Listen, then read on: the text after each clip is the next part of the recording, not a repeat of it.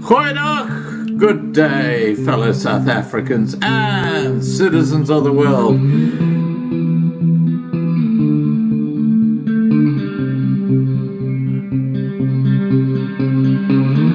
I've been looking around for salvation.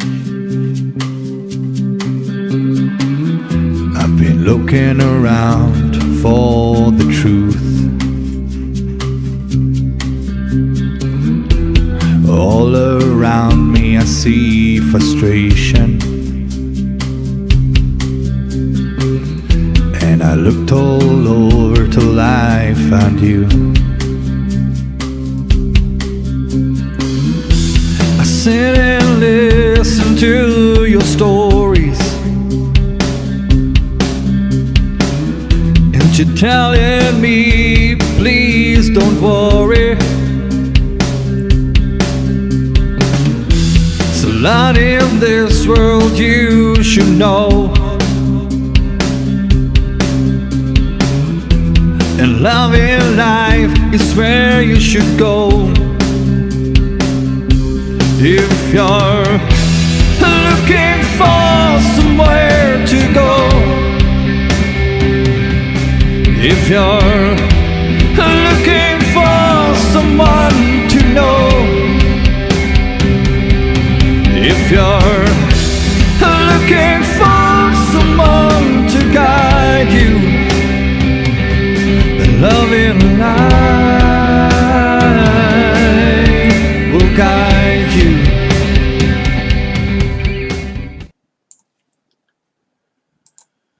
Goeienaand, good evening, fellow South Africans and citizens of the world, and welcome to tonight's live stream.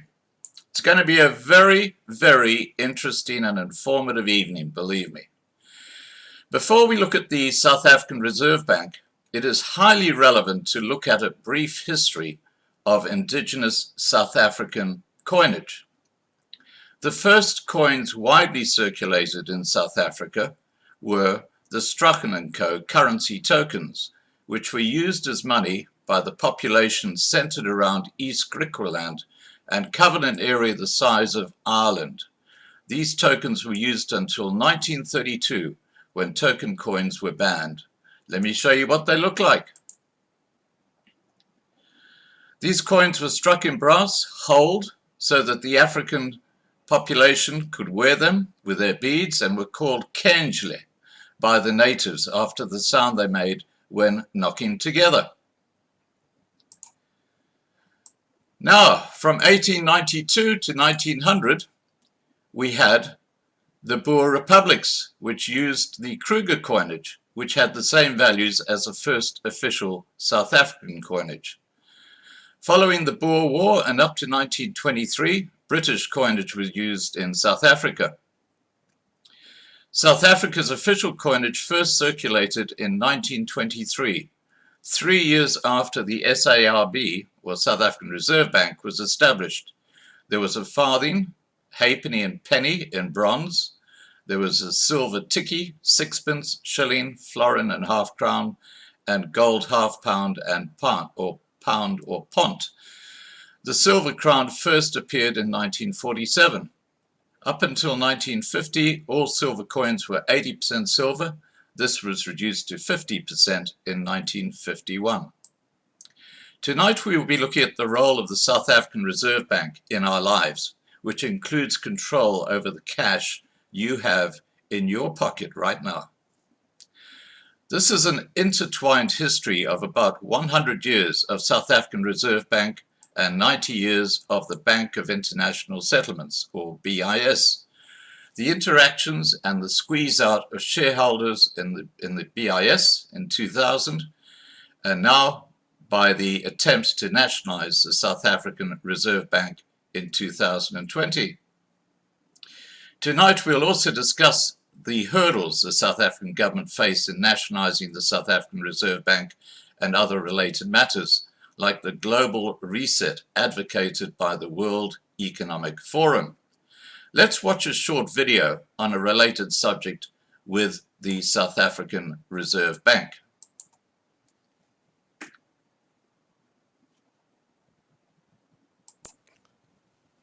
no president, past or present, no minister of finance, past or present, had ever attempted to tell the SARB how to go about in executing its mandate. The reason it is so is that as we are sitting here, we are standing on the shoulders of the giants that preceded us. We had very, very strong governors that anyone who thought they could give an instruction knew that they would be faced with a significant rebuttal. I don't think anybody wants to try it this time around either. So, we have not been under any political pressure. I think that the message got very clear very quickly. Don't attempt it, and we have not seen it. Okay, you can see where that's going. Now, please remember to subscribe to Loving Life to be kept informed. Feel free to ask any questions you may have for Michael in the side chat. Now, let me get our guest on, Michael Duerr.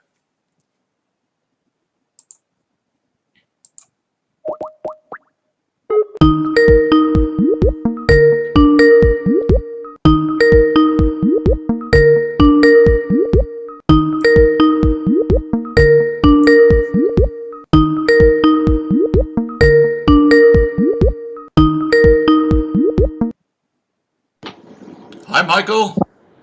Hi, Scott. How are you? Fine. How are you? Excellent, thank you. I preferred the shirt you were wearing earlier, the Springbok shirt. That's now the Bafana shirt, which I wore in 2010 when we had the public participation in Parliament. Oh, okay.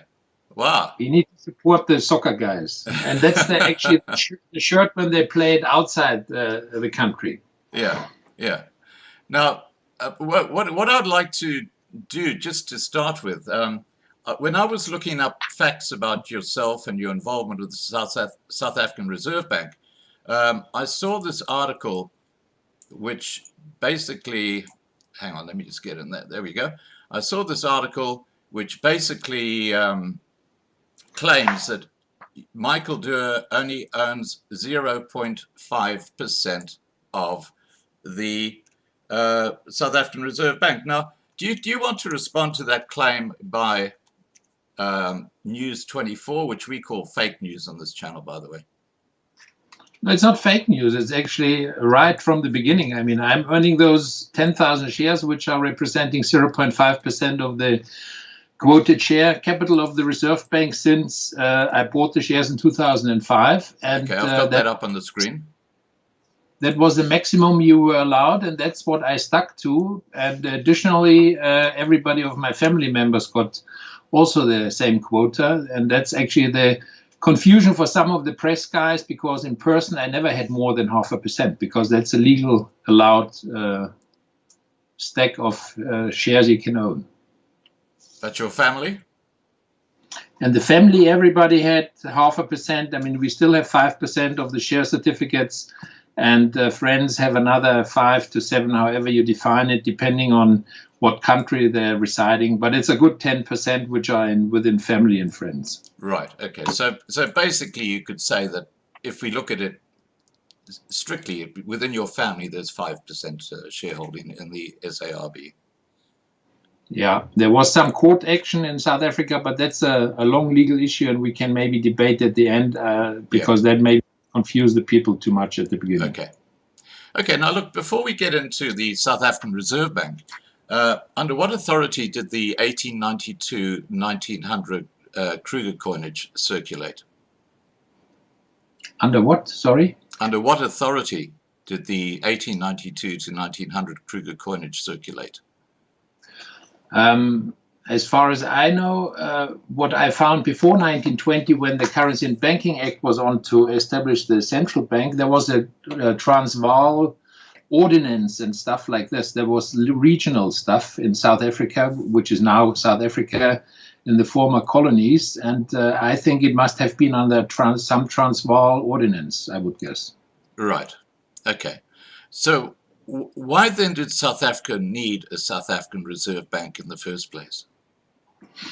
As South Africa was dependent on Britain, and the South African pound at the time was a one-on-one on par to the British pound. And at that time, the pound was still in gold until the 30s, when England went off the gold standard. There was a problem with the gold arbitrage between South Africa and Britain, because there was only one mint, which was in London. That means South Africa needed to get its gold coins from London, and therefore you had some premium it, and then there was some arbitrage, and that there was always a gold outflow because of this. And to actually stop this, that was the main issue why they made the Currency and Banking Act, next to other ones. And I can actually now read from the government gazette from 1920. It was the Act number 32 of 1921. Right. The Act they had to do to conserve the specie supply of the Union by providing for the issue of gold certificates, to provide for the establishment of a central bank for the Union, to regulate the issue of banknotes and the keeping of reserves with a view to securing greater stability in the monetary system of the Union, and generally to make provisions for matter incidental thereto. That was the Act, which is the founding Act as a Currency and Banking Act of 1920 for the foundation of the Reserve Bank in 1921. Right. Okay. Now, before we go into the history of the South African Reserve Bank and the BIS, now, you told me a very interesting story about the benefits of owning shares in the South African Reserve Bank, and it's not because of dividends. Do you want to go through that so people understand why private shareholders actually have shares in the SARB? Private shareholders have shares actually since day one, because the South African Reserve Bank in July 2019-21, when it was founded with 1 million South African pound share capital, actually had 100% private shareholders. I mean, it was intended at the time from the Act that the government actually makes a quota. 1/3 is being taken up by the government, by Treasury. 1/3 is being taken up by the commercial banks at the time, which were 5 commercial banks at the time in 1920 in the Union. And the third should have been actually issued to the private individuals, to actually give retail investors the chance to be part and parcel of the central bank. Then it turned out that the issuance of the shares was not so easy, and actually the government took then 50% of the quota at the time of the shares, which they sold in the next 2 years, in 1921-22, into the market. And then actually the government had nil shares in the Reserve Bank anymore. But at the beginning, the government had, through Treasury, 50% of the shares. Intended were 33%. Right. That actually is the start. At the beginning, there was definitely a lot of dividend yield in the share, because it always paid the 10%. But you have to understand that having 10% on a share capital of 1 million South African pound was then 100,000 South African pound, which is converted now to rands nowadays ×2, which the currency change in South Africa was in the 60s. For 1 South African pound, you got 2 rand. Right. Means at the beginning, it was a lot of money. It was a good dividend stock. And the shares were also quoted on the Johannesburg Stock Exchange from inception of the central bank, from the South African Reserve Bank, until 2002, when the stock was taken off the Johannesburg Stock Exchange from the board. But that one we come to later. Now, at the beginning, it was a phenomenal dividend yield the investors had, and at the beginning, also investors were allowed to own 1% of the shares. That means not many people know it, but I have 100 years of annual reports and notes and everything. I mean, I have a full history about the South African Reserve Bank and the BIS, and therefore, at start in 1921, it was a very good dividend yield. At the time, people didn't look at growth stocks. It was just a dividend player to have a stock. At this time, it was called still a stock, not a share. Now, through the times, as the bank still, after 100 years now, has the same share capital. We still have 2 million rand in share capital. It means now 2 million shares. We have added a lot of retained earnings on the balance sheet, and it has never been redistributed. And the share capital, the dividend has been kept flat with the 10% on the nominal amount of the shares. That means over 100 years with a internal rate of return, naturally, this goes into a different direction. But nowadays, 100 years later, the South African Reserve Bank is not a dividend stock, as many people try to portray it. It's actually a growth stock, because 100% of the balance sheet total of the Reserve Bank, which is, I don't know, currently, I have to check it out, it's 180 billion rand, is actually all manufactured through the initial investment of the shareholders of the 1 million South African pounds, or 2 million rands now. That means this is a phenomenal growth rate every year. When you take an internal rate of return for 100 years, you will see that this is actually an amazing growth stock. And that is actually the issue why it's interesting for private shareholders to hold it. It's not a dividend stock. Right, and you mentioned something about gold being an asset that the shareholders have equity in. Yeah, I mean, let's go quickly to through the history of the whole bank, how it was derived and what went on. I mean, naturally, at the time, we had a gold-backed currency with the South African pound until 1931, when Britain went off the gold standard, and then South Africa also went off the gold standard. That was actually the only loss the Reserve Bank made because of this special situation. Therefore, the Reserve Bank always needed gold for its currency. Now, to hold this, they always had some gold on their accounts, and since decades, they still have the 4 million ounces, which is not so much by international standards, but it's still a lot of money, and it's a few hundred tons of gold, which are an asset of the Reserve Bank. But it's actually stuff which comes from old times, and there has nothing being added over the years. It's very stable since decades. But that's an asset of the shareholders, the private shareholders in the SARB. That's an asset. I mean, in the balance sheet, you have gold in foreign exchange is now 931 billion rand, wow. which is on the asset side of the balance sheet. And it's still, as I said, the share capital is 2 million rand, or 2 million shares. And to just then come to it, as I said, at the beginning, shareholders were allowed to have 1%, which they changed with the 1944 Act, which we come to later. And also the voting rights were actually 100% for foreigners at the time, for foreign investors, which they only changed with the 1944 Act due to the war times and to the war restrictions. Right. Okay. Now, as a shareholder, a private shareholder in the South African Reserve Bank, there's a lot of confusion amongst the general public as to what influence you have over monetary policy in South Africa. Do you have any influence at all, or are you just like a silent shareholder? Maybe we go back to 100 years of history. I mean, that's the first annual report. Yeah. It's difficult. It's too close. Yeah, anyway, it's only 5 pages. It's 100 years ago. And when you go through the annual reports of the first 10, 20 years, then you see actually what the shareholders wielded in power. Because actually, until the Act in 1989, the shareholders had more directors to appoint than the government.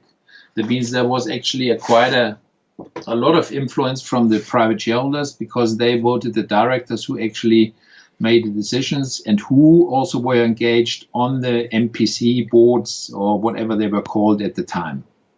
Therefore, we as shareholders, we don't have any say in monetary policy, which is also not intended. The Reserve Bank is a company. I mean, as you maybe everybody should Google it at some stage, www.resbank.co.za. I mean, that there you see that even with the Internet address, the South African Reserve Bank is a company that was actually started as a company. Due to the constitutional connection, it's an organ of state, and therefore it's legally a little bit more complicated, but it's a company and it was started as a company. Okay. Now, let's get on to the history. Tell us about the birth of the South African Reserve Bank, the Currency and Banking Act, number 31 of 1920. Tell us about that. Okay, as I already started before, it's all connected to the gold coins and the gold arbitrage, which was at the time, and the issue of the New World Order, so to speak, to make central banks. I mean, as we know, the mother of all central banks is the Bank of England, being started in 1694 because actually the king at the time didn't have money after the war, and therefore he needed to borrow 1.2 million pounds, which was actually yielding 8% for the first 5 years, and then it went down to 3%. Now, the Bank of England is the mother of all central banks and was very much fiddling around for hundreds of years, and it still was very active until the 70s or 80s, I would say, when they then lost a little bit of their power. But they moved a few of their dominions, which South Africa was at the time, to actually make central banks. And therefore, the South African Central Bank was one of the first ones where they made a move like this, that the country or dominion got their own central bank. Right. And who effectively owns the Bank of England? The Bank of England was initially issued by private capital, 100%. Was that the Rothschilds? No, the Rothschilds only came late. I mean, we had then the French Revolution, and then we had actually Napoleon, and Napoleon lost Waterloo and lost the big war in Leipzig. Yeah. And that when after Europe was resorted in after Napoleon lost the war, actually with this Waterloo, Rothschild made his money. I mean, he stole actually some money from a German Prince of Nassau, who he was the asset manager at the time. And this money he actually used and bought the consols, which were actually the securities at the time of the Bank of England, which had like a 6% bond, a 6% yield. And he actually got wrong information into the stock exchange at the time that actually Napoleon won, and then the prices went down, and he picked it up cheaply. And actually, the Battle of Waterloo was the initial stage for the Rothschild family to get in as a shareholder of the Bank of England. Right. What sort of equity do they have in the Bank of England now? They don't have anything anymore because the Bank of England, Attlee after the war, the Prime Minister after the war, he actually privatized the Bank of England. He actually nationalized the Bank of England. And shortly after the war, I think in 1946 it was, he actually took it 100% into the treasury, but the shareholders got a very nice lump sum payment in bonds with a good yield and made a good profit out of it.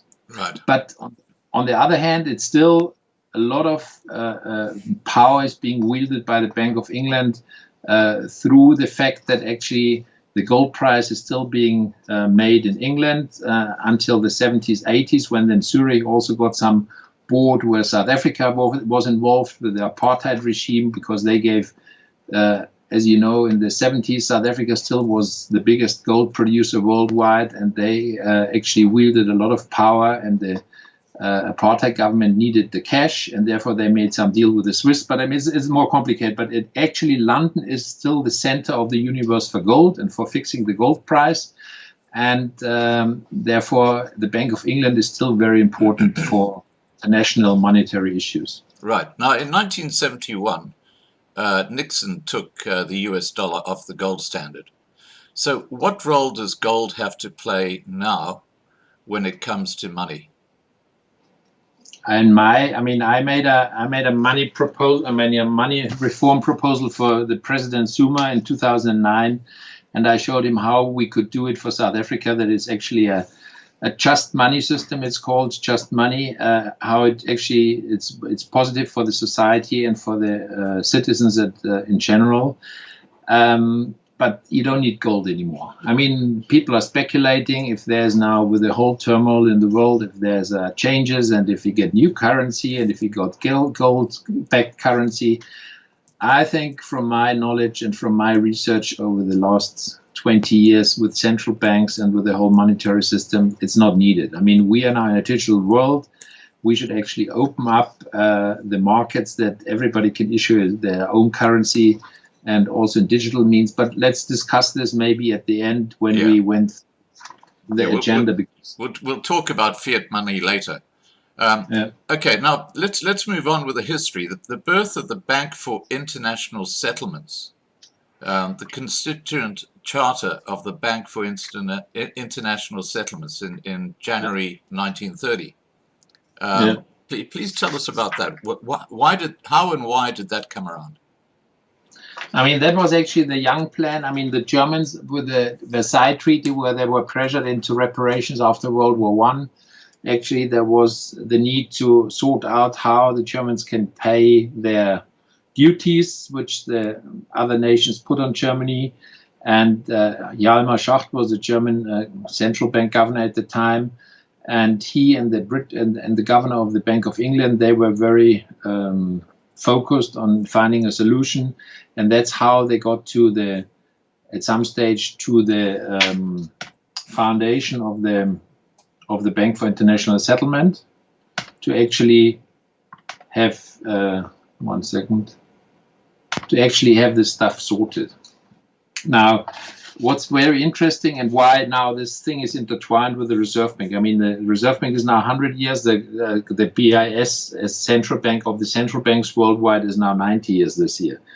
Therefore, it's quite a long history, and the real connection starts after World War II, when the Bank for International Settlement got remodeled, because it was actually overdue after World War II with its initial goals. But I mean, still, it's very important to understand the BIS. And I mean, as I said before, for the Reserve Bank, the website is www.restbank.co.za. For the BIS, it's bis.org, and that's a humongous amount of information you get about the world in general. You find all the central banks, you find all the links, you find the speeches from the South African Reserve Bank in there. But what's very important, it's a very special legal status due to the supranational stuff after World War I, before World War II, when they actually created this. They made a convention respecting the Bank for International Settlement in The Hague. It's called the Hague Convention. And then they had a constituent charter for this and statutes. And then there's another Brussels Protocol about immunities for the bank. And then there's headquarters agreement, because they also had headquarters in Hong Kong, have headquarters in Hong Kong and Mexico. And that's all the supranational stuff. And the immunity is very interesting, because the Bank for International Settlement is like a own state, is like a own entity. The people have diplomatic passports, they can't be searched. It's a own territory in Basel and wherever they have their locations. And additionally, they don't pay taxes anywhere, which is quite amazing. And I just want to quote from the beginning, because there comes the gold again into the game. They were founded with 500 million Swiss francs, equal to 145,000 tons of 145 million grams of fine gold at the time. Wow. Which they then later on, in the last decade, they changed this to special drawing rights, which is an international artificial currency. But still, until 10 years ago, you had the Swiss francs as the constitution of the BIS. Therefore, it's all quite interesting history and tricky, and it's combined and intertwined.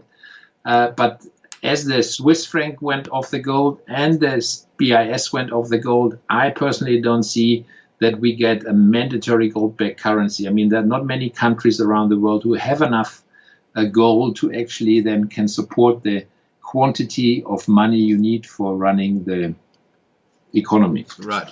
Now, in 2000, the shareholders of the Bank of International Settlements were basically kicked out. Who actually owns the BIS now? I mean, the BIS with the 200,000 shares which were issued at the time were tranches of the 5 issuing countries, Italy, England, and so on, and France. And then there was a tranche for the Americans too. But with Roosevelt being president, they weren't allowed to take this tranche at the time. And that was the reason why then J.P. Morgan, or I think Morgan, yeah, I think it was J.P. Morgan, took those shares in custody for the United States of America, who wasn't under certain laws from America at the time, under Roosevelt times, allowed to actually participate with this bank. And later on, part of those shares and part of the French quota of the shares, they went actually on the free market. And you had roughly 15% free float, where actually individual investors until 2000 owned the BIS shares. And that was actually quite tricky for the BIS, and they made a squeeze out in 2001, where they actually threw out the private shareholders, and a few ones actually didn't take it so easy. They took them to the cleaners. At the time, it means they went to The Hague, to the International Court, because that is actually the court in the statutes for the BIS. And they actually were awarded a final award where they were actually awarded a nice price increase to the price which the BIS wanted to initially pay the free shareholders. But it took a legal fight for 2 years. And then the final arbitration was found that they actually got the shares minus some discount. It was 40% of the net asset value plus some other stuff. Therefore, there is now, with this case of squeezing out the shareholders of the BIS, is actually a base also for the South African Reserve Bank when they want to do the nationalization, what legal action they would face from international arbitration. Right. We'll get to that a bit later. But who actually controls the BIS today? There must be an entity or family or something. No, it's not a family. The thing is, I just now something which is maybe interesting. I recommend everybody, in the interest of the central bank, to read the book The Tower of Basel, which was written by Adam Lebor in 2014, I think. And just listen to this for a few seconds. The world's most exclusive club has 18 members. They gather every other month on a Sunday evening at 7 p.m. in Conference Room E in a circular tower block whose tinted windows overlook the central Basel railway station. Their discussion lasts for 1 hour, perhaps an hour and a half. Some of those present bring a colleague with them, but the aides rarely speak during this most confidential of conclaves. The meeting closes, the aides leave, and those remaining retire for dinner in the dining room on the 18th floor, rightly confident that the food and the wine will be superb. The meal, which continues until 11 p.m. or midnight, is where the real work is done. The protocol and hospitality, honed for more than 8 decades, are faultless. Anything said at the dining table, it is understood, is not to be repeated elsewhere. Few, if any, of those enjoying their haute cuisine and Grand Cru wines, some of the best Switzerland can offer, would be recognized by passers-by, but they include a good number of the most powerful people in the world. These men, they are almost all men, are central bankers. They have come to Basel to attend the Economic Consultative Committee, ECC, of the Bank for International Settlements, BIS, which is the bank for central banks. Its current members include Ben Bernanke, the chairman of the US Federal Reserve. Okay, that's, just to give you a taste about how interesting it is to dig into this BIS story. I was there a few times, and I actually took also the leisure at some stage to just sit one day in front of the doors and look who is getting in and out and what's happening.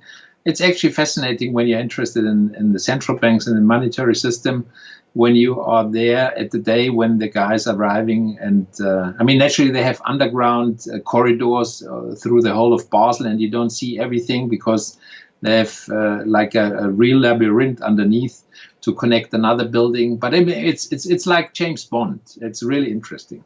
Wow. Now, the BIS has incredible power over all the other central banks and the banking system, doesn't it?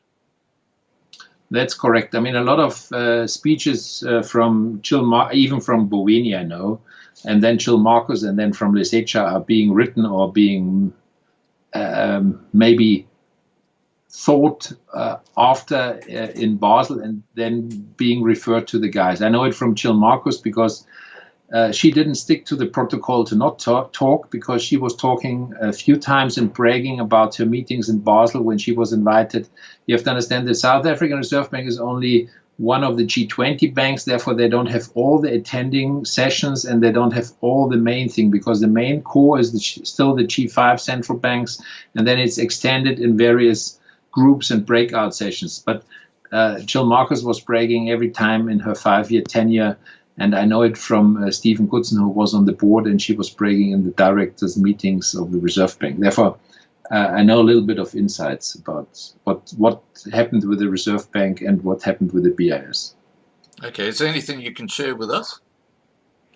No, because, I mean, I would just recommend, I mean, just my good old friend, Stephen Goodson, who actually is really, who put a lot of central banking. He put a lot of effort in this, and he also, in finishing the books, he stayed at my place, and we went through it. And that's actually inside the South African Reserve Bank. Everybody should actually get those books and read them, because that is actually giving you a good overview of what the South African Reserve Bank does. And there's a few stuff. There are a few things in from Stephen, who was for 10 years a director at the Reserve Bank, who was actually the only independent one, because everybody else is more or less placed in there from the old boys network. Yeah. And he was the outsider. But sadly enough, he also, I think, was popped off just when he died. I mean, it was not natural death at the time. But he went out of the Reserve Bank and he was getting out his books, and he actually was not, some people were not amused about what he published. And he had a very successful, you still find it on the internet, on YouTube, he had a very successful, I think, 45-minute session where he explained a lot, which had thousands and thousands of viewers, and then actually they just killed this whole thing too, because he actually revealed too much information. Right. Now, just to be clear, the Bank of International Settlements is the body that can basically shut down the financial system in any country of the world. They can basically cut them off, can't they? That's a little difficult. I mean, there are so many various layers to it. I mean, it's actually who cuts you off from the international stream is when you can't use the banking structure anymore, yes, which they tried with Russia, while Russia built up its own system.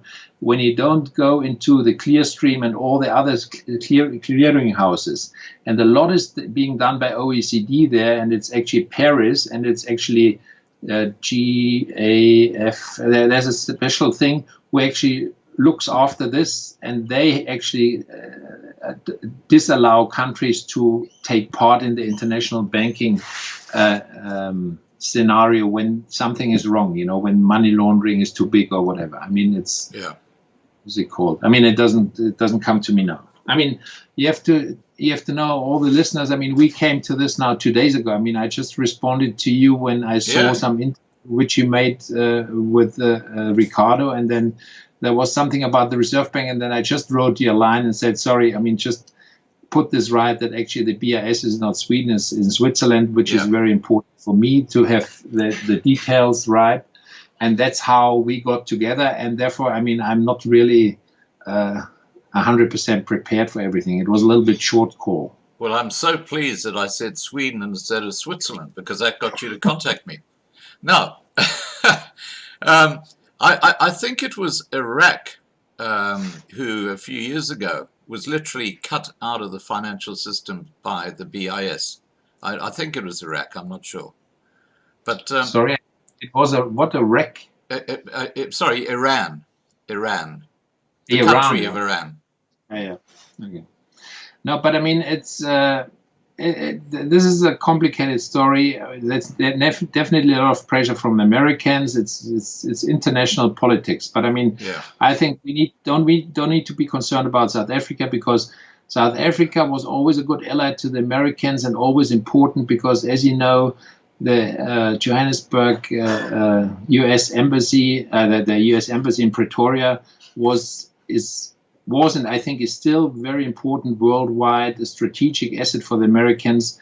When they made the Apollo stuff in the 60s, I mean, they were measuring the routes. I mean, South Africa was always a very important strategic part for America, as it is for Britain with Simonstown and the whole naval stuff.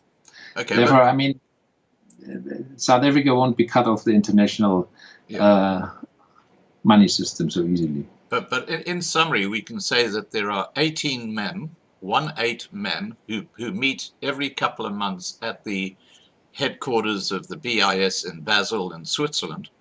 And they have a meeting which is in strictest confidence, where they basically decide what's going to happen in the world when it comes to the financial system. Yeah, they give out marching orders at the end of the day. Okay, so there's your control, guys. 18 people, and nobody knows who they are. No, that's not correct. I mean, you know who they are, because they are the guys who are actually the governors of the respective central banks. Okay. But you don't know where they get the marching orders from, you know. I mean, it's a little bit more. Okay, it's a little bit there's more a hierarchy.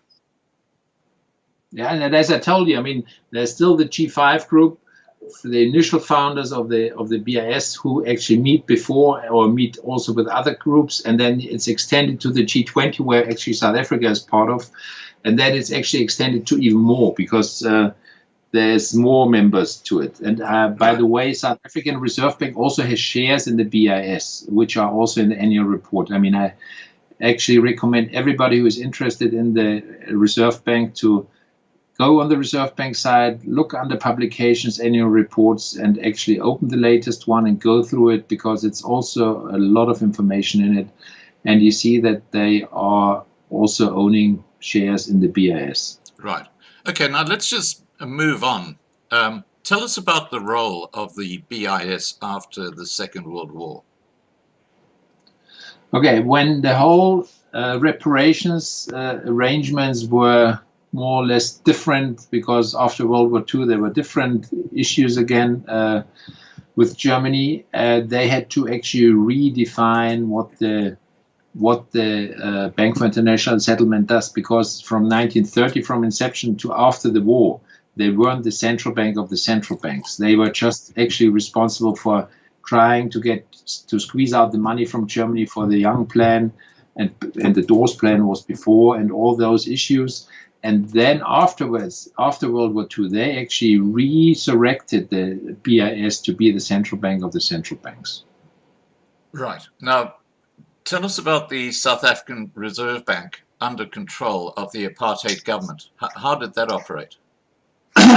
Okay. I mean, as I said, with the initial act in 1920, the bank was founded in 1921. And there they got a 25-year legal tender charter. I mean, they got the rights to actually issue the legal tender, which is normally the money with which you pay your taxes. Now, this legal tender, pesos would have been due in 1946, but due to the war efforts and to the issue that South Africa was torn between Germany and Britain, as you know. I mean, it was not clear at some stage, the Afrikaner, you know, with Germany, and I mean, it was not clear if the Brits really win. At the end, they won in South Africa and supported the right guys. But that's the reason why they actually issued a new act in 1944 already, during war times, to actually control this thing when the English guys actually won over the German guys with their influence in South Africa. And there they actually made this act, which says Act number 29 of 44, to consolidate and amend the laws relating to the South African Reserve Bank and to make provisions for matters incidental to the regulations of the monetary system of the Union. Now, this was assented in May 10th, 1944. And what changed to the initial act was they got a legal tender forever. That means the South African Reserve Bank is issuing legal tender forever. The other issue was that the Reserve Bank quota you could earn before you could own 1% of the shares. Now you only could own 0.5% of the shares, okay? Yeah. And additionally, the foreigners, due to the war times, actually got restricted. Foreigners didn't have voting rights, which is legally a complicated issue, which is not correct, because you have one and the same share, which is the South African Reserve Bank are registered shares. That means there's a share register where the names are in, which was not always correct. But we had the same issue in Germany with Allianz, with big insurance companies. I mean, it's not so easy with registered shares. It's quite a long process with the paper trail. But they actually have one share ever since 1921, since 100 years, with two different rights. It means when you, for instance, me, when I was living in South Africa for 10 years, I had the same voting rights as a South African. But when a South African or me as a foreigner lives abroad, then you don't have voting rights for the same share, which is a legal anomaly anyway. That one goes back to the 1944 Act. Otherwise, they didn't change anything in the 44 Act. And then, as you know, we had the change of the currency in the 60s when actually the pound was exchanged from the Union to the South Africa, to the Republic, to the rands. Right. And then the Reserve Bank was sailing in very calm waters because the Broederbond and the apartheid guys, they had full control of the board and they did whatever they wanted to do anyway. Now, this whole thing changed a little bit at the end of the 80s because when Botha was ousted from F.W. de Klerk in this one cabinet meeting, which some historians maybe know, I mean, there was a plan already how to hand over the Republic. And they were very clever and actually prepared this with the Reserve Bank Act number 90 of 1989, which is the third act. I mean, Currency and Banking Act of 1920, 1944 Act, and now in 1989 the South African Reserve Bank Act. What did they do there? They prepared that I call it still white monopoly capital, still has control of the main economic strains through the central bank. And you shouldn't forget at the time when 94 was on, until 99, there was still a white Minister of Finance, and also Stahls was still governor until 1999. I mean, they took for another 5 years after the handover of the government, they still took control of the economic pillars. Now, what they did with the 89 Act was that they introduced the preservation of secrecy clause, which wasn't in before. That meant that everybody has to shut his mouth and is not allowed to say anything, otherwise it's a criminal offense. Now, they prepared this already because there are a lot of skeletons in the closets of the Reserve Bank from the 80s with the times of the financial and the commercial rand, when South Africa was restrained with the currencies and the whole issue of the apartheid government, Rubicon speech and whatever it was at the time. They actually had to cover up a lot of stuff, which I know that there were 2 strong rooms in the Reserve Bank with all the skeletons, with all the documents, which were under Stahls, and later on the General Counsel called Johan de Jager is actually controlling this stuff, who is still in place. But now, okay, preservation of secrecy was the one important thing. And the other thing which they introduced with this 89 Act was the GEFCRA account, which is an account on the liability side, where the gains in the value of the gold and of the foreign exchange was actually to the profit of the government. That means until 1989, until end of July 1989, for the old Act from 44, the company and the shareholders actually had the full entitlement. Since August 1989, the difference of the gold price of July 1989 was $350 an ounce. To the current gold price is actually to the gain of the government. this was already a creeping expropriation for the shareholders because there was nothing given in exchange for it. This is one of the issues when you go for arbitration, which is a point to be discussed. What is actually the difference with this gain in the foreign reserves and the gold? Right. Okay, then what's important for this? I mean, for the people to understand, all those documents you can find on the website of the Reserve Bank. You can find a lot of documents, not all documents, because some I had to pull out of South African history archives in Cape Town. But I'm quite happy to distribute it when people need further information. Right. Now, what's important for the Act is there's a Section 36, which actually enables the Minister of Finance to detail further stuff about minutes, extraordinary channel meetings and stuff. And that is actually an important point, because that was the cabal which ended up in the Amendment Act of 2010, because we had this old initial Reg Section 36, under which we as shareholders could actually call extraordinary general meetings and also call various points, which we did, which I started and we did in 2009, which actually drove them very bonkers, and they changed the AGM because they didn't know what to do. And then they actually later on made the Amendment Act and changed also the Reg Section. Now they actually kneecapped the shareholders with this stuff, what they're allowed to do with the minutes, because it says, I mean, how the AGM has to run and how the minutes have to be and all the detailed stuff, you know, like in a company book. Additionally, you have to say that what actually made me cross, or made me actually fight for the cause now, was that they took the shares of the Johannesburg Stock Exchange. I mean, I was a former investment banker. I worked for Goldman in London, for Goldman Sachs, and I worked for Baring Securities. And therefore, the stock exchange, I think, is a good vehicle to determine the price of a security. I mean, it's better than having some OTC market, which the Reserve Bank does now, which is a manipulated market. Now, in 2000, when the Bank for International Settlement actually drove out the free float, the free shareholders, the private shareholders, in 2000 until 2003, when the final settlement was, they gave out the marching order to the banks to actually also tidy up. And where there were still 10 banks around the world privately owned, there still are. And the South African Reserve Bank is the biggest unique beast of all. I mean, you have now other ones like the Turkish Central Bank. You need to be a Turkish citizen. You have the Japanese Central Bank, where the treasury only has 50%. You have the Belgium Central Bank, where the state has 50% and it's quoted on the Euronext exchange, and they have quoted shares, but the state have the majority and the control. You have the Swiss Central Bank, which is actually quoted in Zurich. And you have other central banks which are private. I mean, you always had roughly 10 central banks left, which haven't been nationalized over the years after World War II, because after World War II, it was a big drive to nationalize reserve banks. Even the Reichsbank in Germany was privately held. I mean, even in Hitler's times in World War II, the Reichsbank had private shareholders until the end of World War II.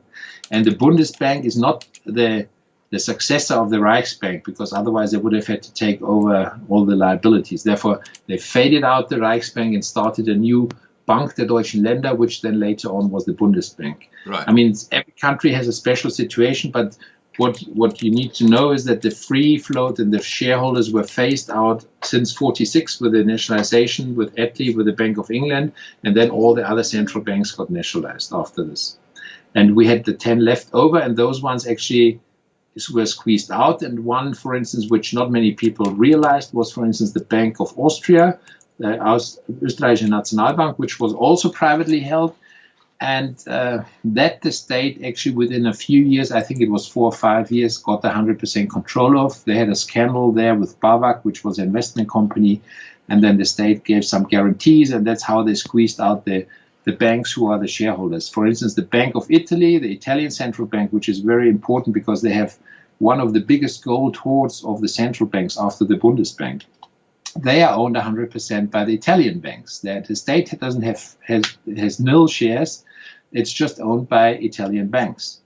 The same with the Federal Reserve Bank in America. The Federal Reserve is, as you know, it's more Federal Reserves. It's a regional stuff.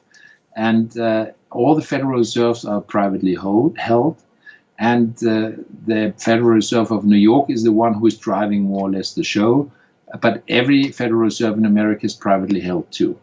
But the South African Reserve Bank is the only one worldwide which had actually 100% or has 100% private shareholders, because the state has 0 shares. Right. And that was the anomaly which they had to adjust, which they tried since 2002 with the squeeze out when they delisted from the Johannesburg Stock Exchange. And when I met Mboweni first time in 2006-07, when he came to Cape Town to see me, then actually I said to him, look, I help you to actually properly privatize this bank. We make a rights issue. I know how to help you there. We make a rights issue like in the Belgian model. We give the South African state a 50% plus 1 share, a 51% maturity then. And then the only thing I want to have in exchange that we get the stock back to the Johannesburg Stock Exchange, because this is the only quoted, the only security, the only official market for securities in South Africa. And I said, then let the market decide what the price is. The government doesn't have to pay anything for private shareholders. It's really let the market decide through the Johannesburg Stock Exchange. And then he actually resisted the whole thing. And that is actually when my whole drive for the nationalization started in 2007. And that one then led me to actually work together with the NUMSA guys, with Kusatu. And then later on, I met Zuma. He invited me into New Dawn with another shareholder. We went through the stuff, how we could actually change the monetary system. He wanted to do it actually, and then the banks got whiff of it. And then in 2010, the whole cabal unfolded with media and everything. And then at some stage, I was so sick of the whole stuff that I actually just wrote a letter to the South African Foreign Minister Mkhwana at the time, and Rob Davis for DTI, and the German counterparts Brüderle and Westerwelle, and said, look, under the bilateral investment treaty, which got signed in 1996, and which is a supranational actually contract again between South Africa and Germany. It was signed in Kohl's times, in Mandela's times, at the time with the Rexroth as a Minister of Economics and Kinkel as Foreign Affairs. And this is actually the bilateral investment treaty, which is the problem for South Africa now to get out the shareholders, because this thing is safeguarding the rights of the foreign shareholders. That is actually has been cancelled in September 2013 because of all the pressure we put out. But the problem for South Africa is that this thing is running until September 2034. It had a 1-year cancellation period and has a 20-year cooling off period. That means we as shareholders can actually claim our rights from our investment in the shares until September 2034. Therefore, we are only half time when we talk about soccer. We are just coming out of the changing rooms now and still have the second half in front of us. So how does this document, or how does this document impact on the bill that is before the Parliament right now by Julius Malema to nationalize the South African Reserve Bank? I have a South African nationalization group, WhatsApp group, where there's illustrious people also from the ANC, and I also Enoch Godwana, who's a guy for economic affairs in the NEC. I hope that he actually passed on the message today to some ANC guys, and they're watching it, like hopefully also the media guys like Wall Street Journal and other ones who are in the group. The thing how it's impacting it is it's very concrete that they have the problem, and they know it since 2010. That's the reason why they made the Amendment Act number 4 of 2010 against more or less my person, because I put out the thing and said, look, there's this treaty, you need to obey it. We now when I sent out this letter, 1st of April 2010, to the German ministers and to the South African ministers, I said, under the treaty, you have 6-month mediation period to discuss it between the governments if we find common ground, and we're not after the 6 months, which was then off in October 2010. I can, at any given day, go to Washington to the arbitration tribunal, which is actually located at the World Bank, called ICSID, International Center for Settlement of Investment Disputes, which is actually the regulating law under the bilateral investment treaty. That means the South African High Court can't do anything, the South African Supreme Court can't do anything, and the South African Constitutional Court can't do anything. It's supranational. And that is actually what makes them headaches, because they know that they can't solve the solution. we had discussions with all the lawyers from Treasury, from the Reserve Bank, from the DTI, with my legal team. I mean, in 2010, 2011, I mean, the thing is, we had different solutions which we prepared, but they were not interested in actually taking on anything. And that's still valid because, as I said, our rights only end in 2034. Right. Now, I'm just going to address the side chat. We've got well over 500 people watching at the moment. Please, guys, remember to subscribe to the Loving Life channel to be kept informed. And if you have questions for Michael, please feel free to put them in the side chat, and I'll put those to him. Now, Michael, we've talked at the beginning a bit about the BIS and the central banks and stuff like that. And I just want to get it absolutely clear in simple terms. How does it work? I'm talking about the central banks worldwide. If you just want to give a simple sort of overview so people understand how this banking system works, because it's a mystery to most people.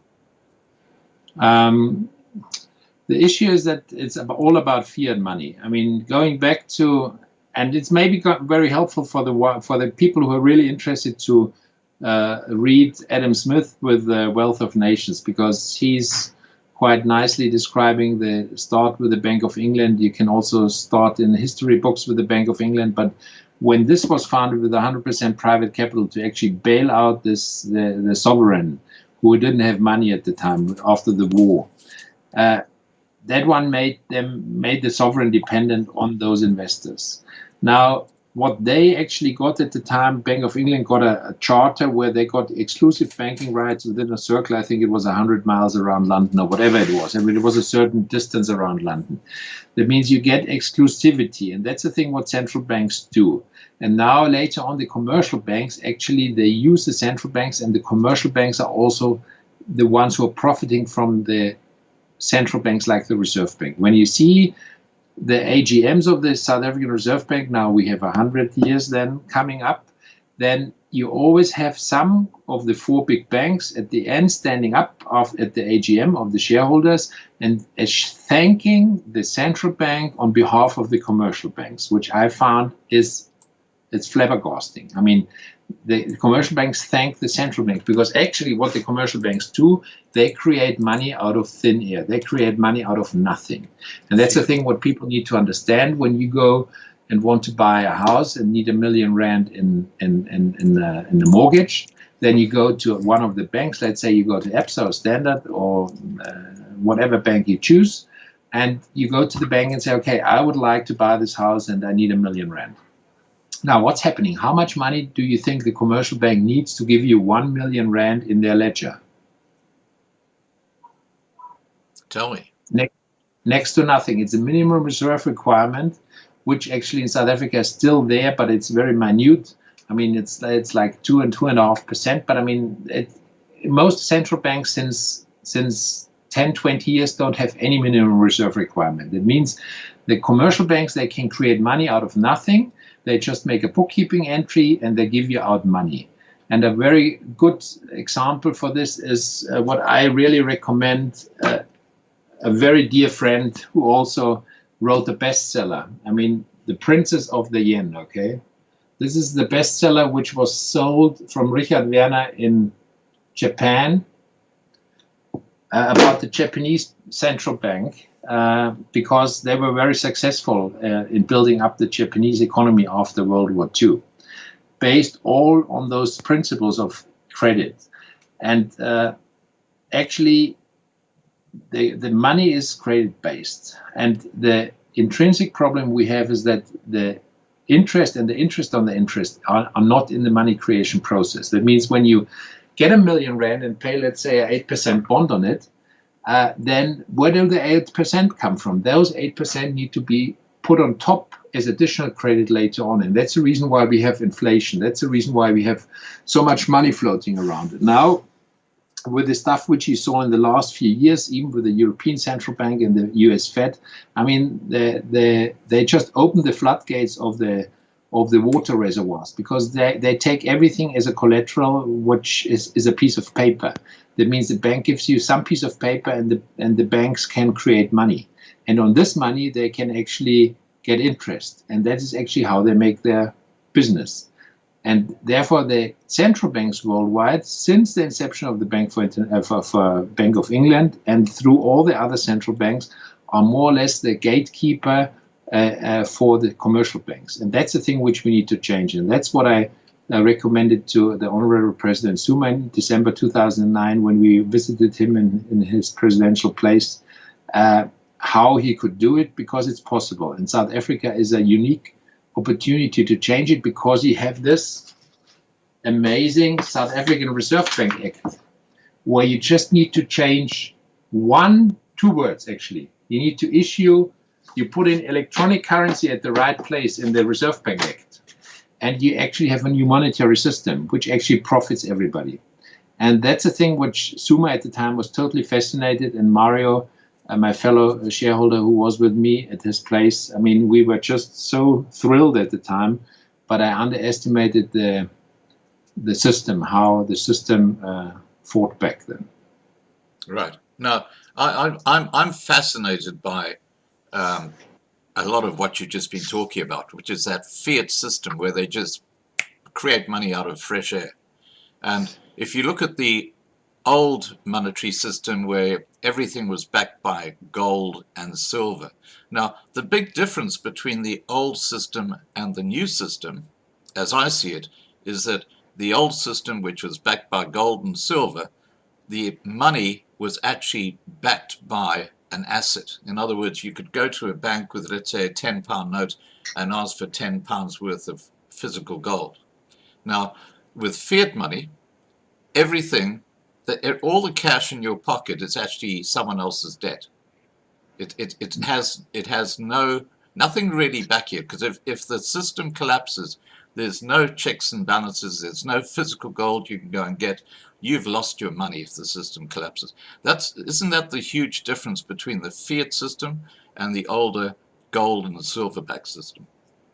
Yeah, but the gold and silver-backed system was ever since diluted, and that's the reason why we got the fiat money system. Because you take the Bank of England or you take the Bank of Scotland, which was founded a year later, they have a little different statutes. Therefore, you can see the difference what it already made in 1694 and 1695 in terms of what you were allowed to bank and where you were allowed to actually make bill of exchanges and draw on what people and whatever. Now, the thing is that what they realized before the French Revolution, and then especially when Rothschild got more influence in the Bank of England and the central banks worldwide after Waterloo, and when he was actually the biggest shareholder with his consoles he bought at the time, they actually used this because the goldsmith realized that the certificates they issued, that because the banknotes are nothing else than there were receipts from a goldsmith at the time, which was easier to travel, and then you could actually give somebody else this certificate, and then when it was of good standing, then you got actually the money on the gold on the other side. Now, this thing, the goldsmith then realized at the time that actually not 100% of the gold is needed. Therefore, they only kept, like, let's say 20%. And because 80% always returned and just made its business and never came back. Therefore, you already had the dilution of the fiat money at the time in 1700, latest then with Rothschild in 1800 in the Bank of England.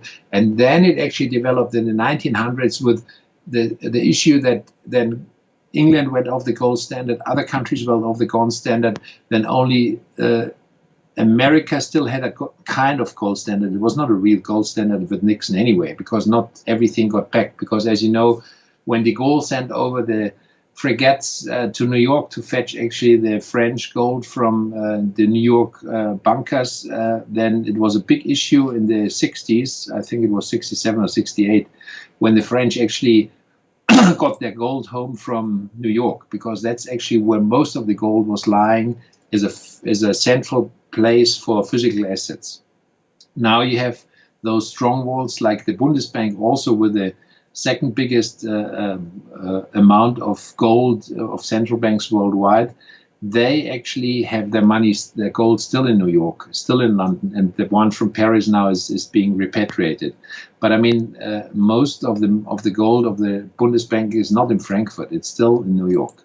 And we don't know in Germany if the gold is still there, or the Americans maybe sold it already and re-minted it or whatever. I mean, you don't know, because there's a big issue. I have friends who actually track this whole gold repatriation stuff in Germany, and there's big issue with numbers of the gold bars, and that it's not right. You know, there's maybe It's a big missing. fraud. Nobody knows. I mean, it's all speculation. Yeah. But Now, you mentioned the fiat system, Rothschilds. what I Sorry, said, the carry on. fiat system evolved over not the last 20 years. It evolved since 1694 with the Bank of Right. England, the mother of all central banks, and then it gradually went on. It really it accelerated nicely in the 1800s with Rothschild really taking on the world. And then also with Rockefeller in America with his banking stuff and with his monopoly at the time in his stuff. And then you had the issue about World War I, where actually then a lot of gold-backed stuff was obsolete after World War I, and the ones who still hung on, like the Bank of England, actually changed it also before World War II. And now that's where we ended now, while we have ballooning balance sheets everywhere. Yeah. When you look at a trillion and 180 billion rand in the South African Reserve Bank, it's just mind-boggling figures. You know, it's like you can't even calculate that zeros anymore. And again, back to this, I mean, we as shareholders, we are the ones on paper who actually own this, because I mean, that's freaking out even Lesetja, the governor, who actually put out in the public that actually it's about billions. I mean, I never said that we need to settle billions, and I never said that the state has to pay anything. I always said that we actually find buyers and sellers when we put it back on the official market, like the Johannesburg Stock Exchange. Right. Now, I just want to add to a point that you raised there about the way the value of money has been degraded. And you go back to 1694, when fiat money first showed its ugly face. Now, in South Africa, from 1923 to 1950, the silver coinage was 80% silver. And then from 1951 up until 1964, where we still had silver coins, it was actually lowered to just 50% silver. And then, of course, after 1964, we then had nickel coins, which had no precious metals in them at all. And that's just an example of what you're talking about. I just want to get back to the just to add to this, it was a historical thing anyway, because you always had the so-called clippers. I mean, even when you had gold or other coins, and even before the Bank of England, centuries before, I mean, whenever you had metal coins, people were scrapping off gold, silver, whatever, and then the coins went smaller and smaller, and you had bad quality coins, and they needed to be reminted. And that is also the thing which called seigniorage, because the sovereign got at the time the difference of the price of the commodity of the gold or silver, whatever metal, and the coin that was actually the seigniorage, which actually normally the kings kept. But that one, even the Bank of England already had problems after issuing the gold coins, because the good gold coins they always had to take for the export for their business which they had abroad, and the bad coins were always in the country. And that's the same thing. The quality always diminishes over the time from the standard of the metal, from the content of the metal, and everything else. Therefore, we are now, I think we should really scrap this whole metal thing. And in my just money system, which I recommended for South Africa, the issue is that the narrow money, which is the money aggregate M0, which is actually the banknotes and the coins, and in the special case now the the accounts of the commercial banks with the central bank. This is the narrow money aggregate M0. That should be actually controlled by the state, which is nowadays done by the South African banknote company printing the banknotes and by the mint printing the coins. And then you have M1, which are the checking accounts. That one is actually issued normally by the commercial banks. That one, in my recommendation, has to be issued by the Treasury, because you actually don't need a reserve bank. You actually can do this all out of Treasury, out of the Ministry of Finance, to actually have the main currency being issued by the state. And that's also not then the issue that a lot of I'm very much free market, and a lot of free market guys say, hey, you can't do this, and it's the state, just the politicians help themselves. They can't. You can put in barriers, okay? But the other issue is what I said to Suma at the time is what I want, that you actually release the possibility that everybody can issue his or her own currency. That means really every person in South Africa can issue a currency, because we as a state never know what is right or wrong, but the market knows it. Now, when you give this thing, which is when you have some issue of non-safeguarded assets which are not insured or backed, then you will see that the best will win. And now take a look in Africa at M-Pesa. I mean, this is always an example I quote. M-Pesa as a checking account in Kenya and M-Casho as a savings account. This is a success story. I mean, this is amazing what happened there. This is some piece of software which works on every cheap cell phone because it's USSD standard. It goes with a star, with a number combination and a hash. That means you don't need a smartphone, and everybody has a cell phone in South Africa. And I said to Suma, look, let's do this. Because what did Kenya do? I mean, they allowed the central bank to change some statutes. And then this M-Pesa took off and changed the Kenyan society and the society of many African states. You look at mobile money in Africa or worldwide, and it's amazing what happened over the years. I mean, I got invited by the Seychelles vice president at the time and minister of finance, who is nowadays the president, by Danny Fo. He flew me to the Seychelles. I made the suggestions how they do it. I was invited to Greece. We actually showed it how then the Syriza guys took over and Varoufakis, and he took it on. I mean, I was involved in a few of the issues. The thing is that my strong belief is you have to use what is there. That's digital currency. That's right. Digitalization. That is, as long as the internet is there. When somebody switches off the internet, then the world stands still anyway. Yeah. But as long as the internet is there, we can actually have 1,000 different currencies in South Africa. Every town can have its own currency, because you have in an app, you have in a split second, you have this exchange rate. You know, you don't need a bank, you don't need anything. Like Irania. Look at M-Pesa and M-Casho as a success model. You know, it didn't work at the beginning, but it really, after a few iterations, it really worked.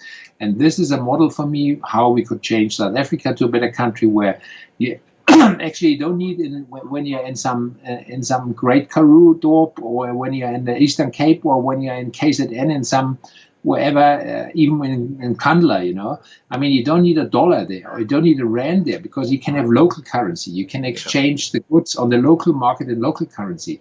And that is the future. And that's the thing which I wanted to actually start with Suma, that actually South Africa can use those capabilities. But Michael, it's interesting you talk about this, because the first indigenous circulating coin in South Africa was actually a private issue.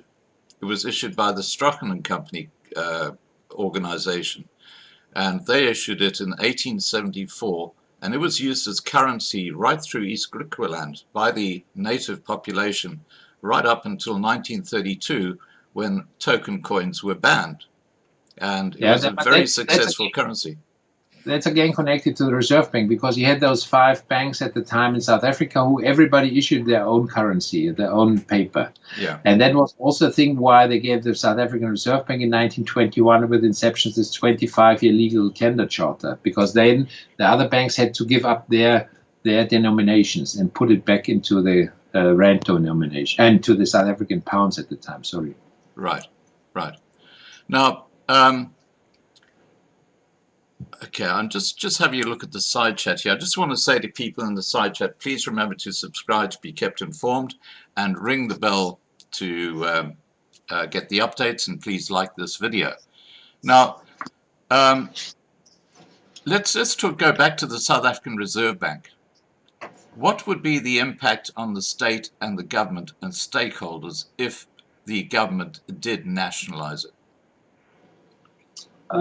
First of all, they can't because of the existing statutes in South Africa. I mean, there is other laws. You have out of the 60s and 70s, you have expropriation law, and you have an expropriation act which the Afrikaners used for expropriating land when you needed it for infrastructure. I mean, there are certain statutes already around, but that's also the thing why the Malema bill doesn't fly, because the ANC can't support the Malema bill anyway, because they would lose a lot of political support. I mean, with Malema, I'm a little bit responsible myself, because I talked to him when he broke off from the Youth League. I actually fed him with information.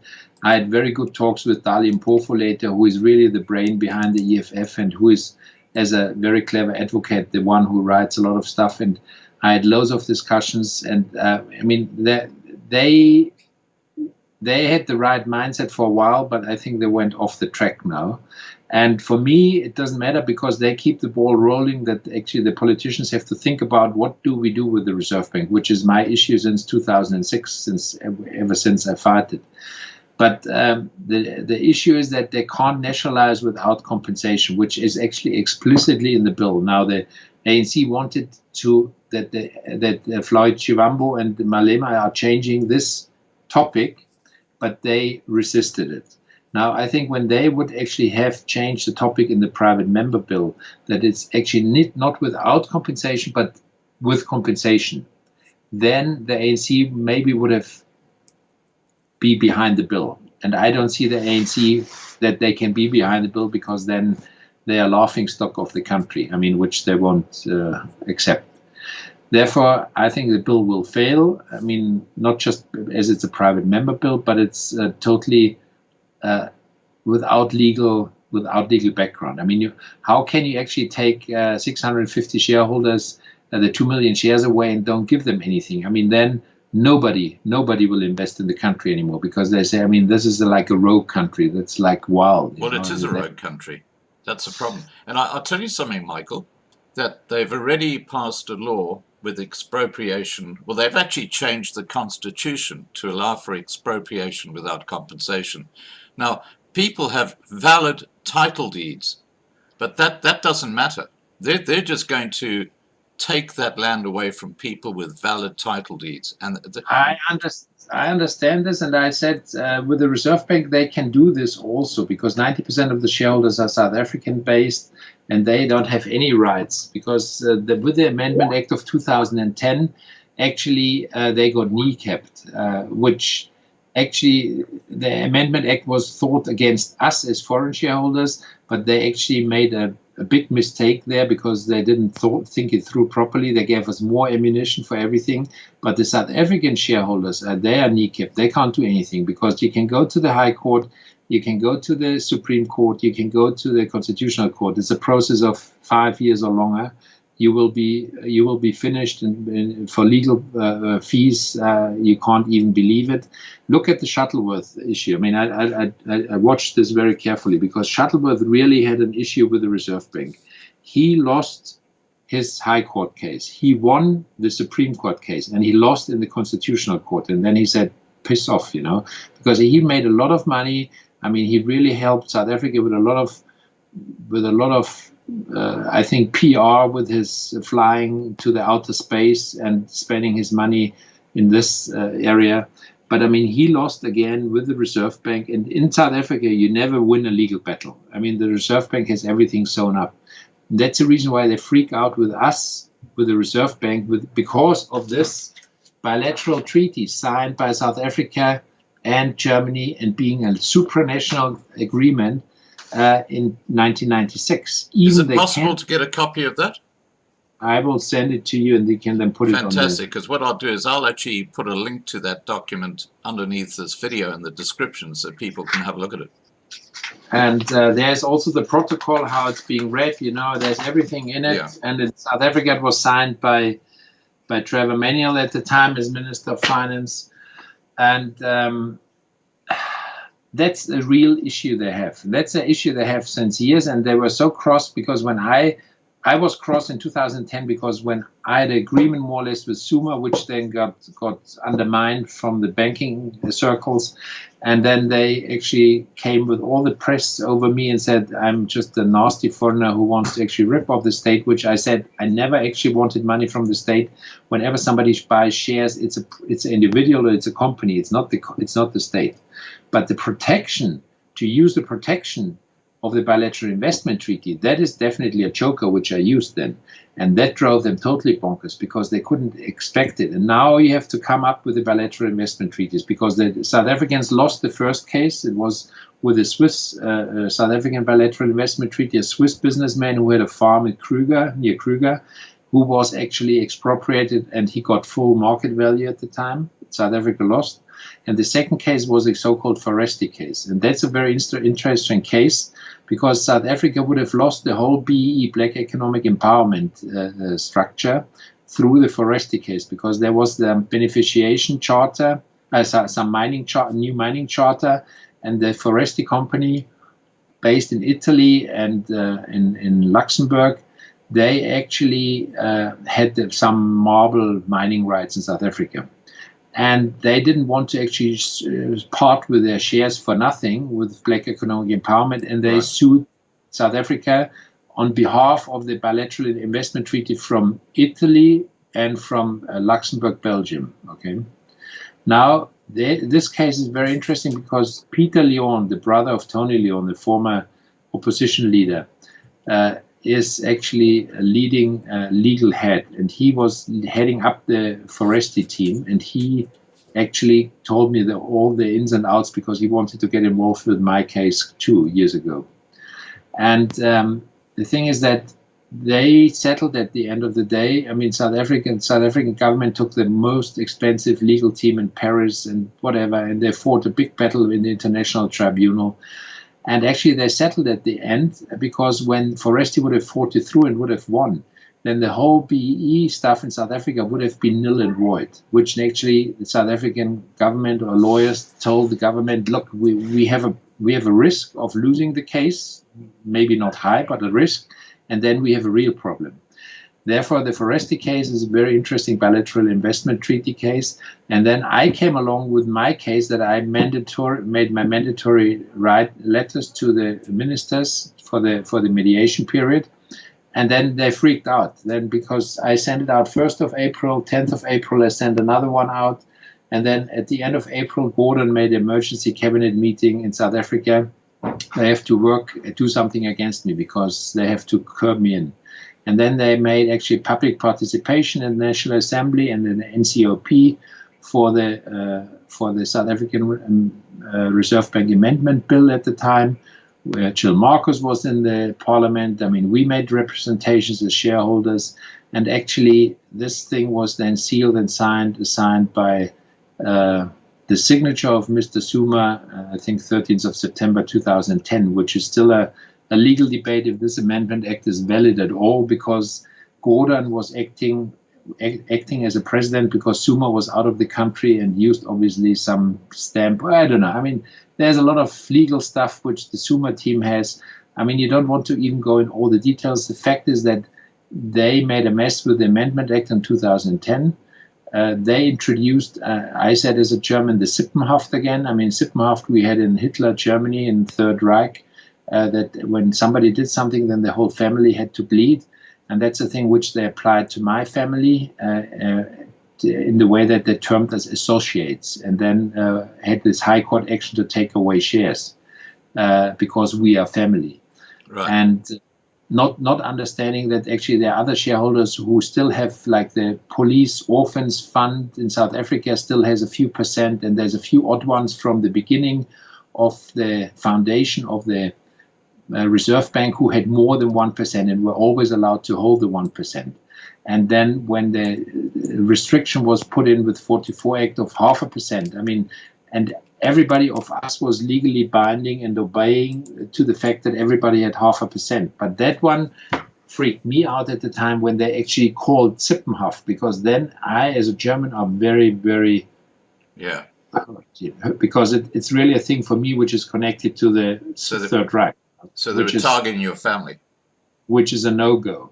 Anyway, there's a lot of legal stuff behind it, but I don't want to drag it out. The issue is that there's this fight. They could expropriate 90% of the shareholders immediately for nothing, and South Africans couldn't do anything because of the legal situation with the three court systems, High Court, Supreme, and the Constitutional Court, and then you won't get anywhere in the Constitutional Court because there are ANC appointees there, and I mean, it's a political decision. But with our 10% of the foreign share ownership, that is the headache for them, and that's also what freaked them out when the DTI then said we have to cancel all the bilateral investment treaties, which they did in 2013. There was even the European Commissioner in South Africa and warned them and said, don't do this because you have a problem with the foreign investment. And when they canceled this German bilateral investment treaty and the other European ones in 2013, I mean, the German Chamber of Commerce in South Africa was not amused, and also the Ms. Merkel and the big companies like BMW, Daimler, Siemens, VW with big investments in South Africa, because all their investments were without safeguards.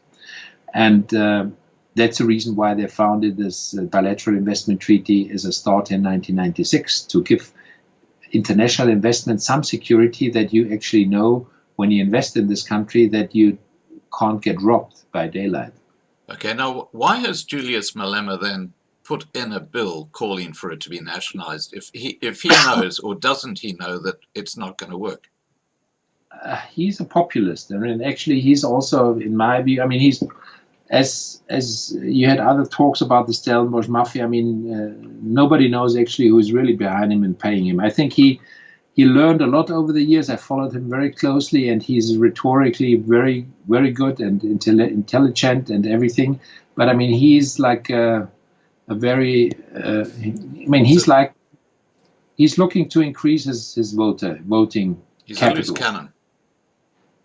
It's fine. I mean, I'm a loose cannon too. I mean, that one I wouldn't actually see negative, and I like things he does, because he definitely changes parliament in South Africa and gives it a little bit of a impact and a refreshing theater at some stage, so to call. But the thing is that he made this as a populist move. I mean, he knows that the ANC won't accept this.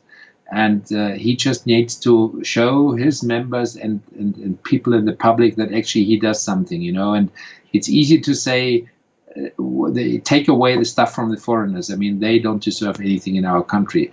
But I mean, people need to realize that economy is a little bit more complicated than this, and that it's a big connectivity worldwide, and with all the just-in-time production, and with all the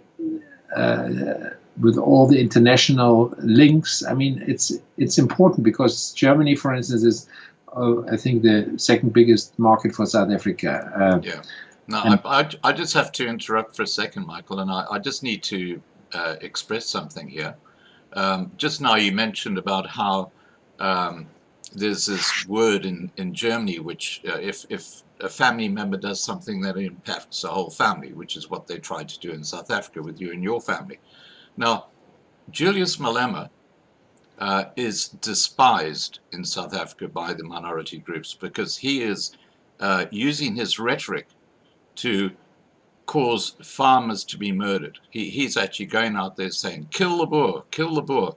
He is not a nice man. He is a very, very evil man. And I think you need to just consider that when you talk about Malema, because he is an anathema. I'm not a Malema fan. I just say that he actually developed very interestingly in the last few years. I mean, he's really groomed well from whoever is behind him to position him right, because he really, I mean, he's intelligent, he has a good intellect, and he has good rhetorics, and I mean, he's being placed there to follow up some stuff, you know. I don't know myself.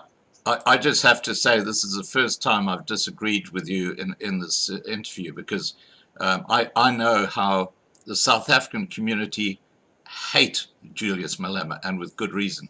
Now let's get back to. But it's fine to hate somebody, but it's still, when you are objective.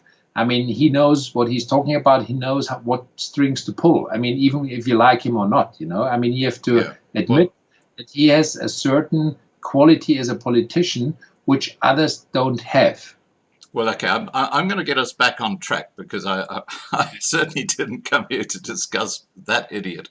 Now, there are a couple of questions I want to just ask you, and you talked about the Rothschilds buying consoles. This is what they did with their money.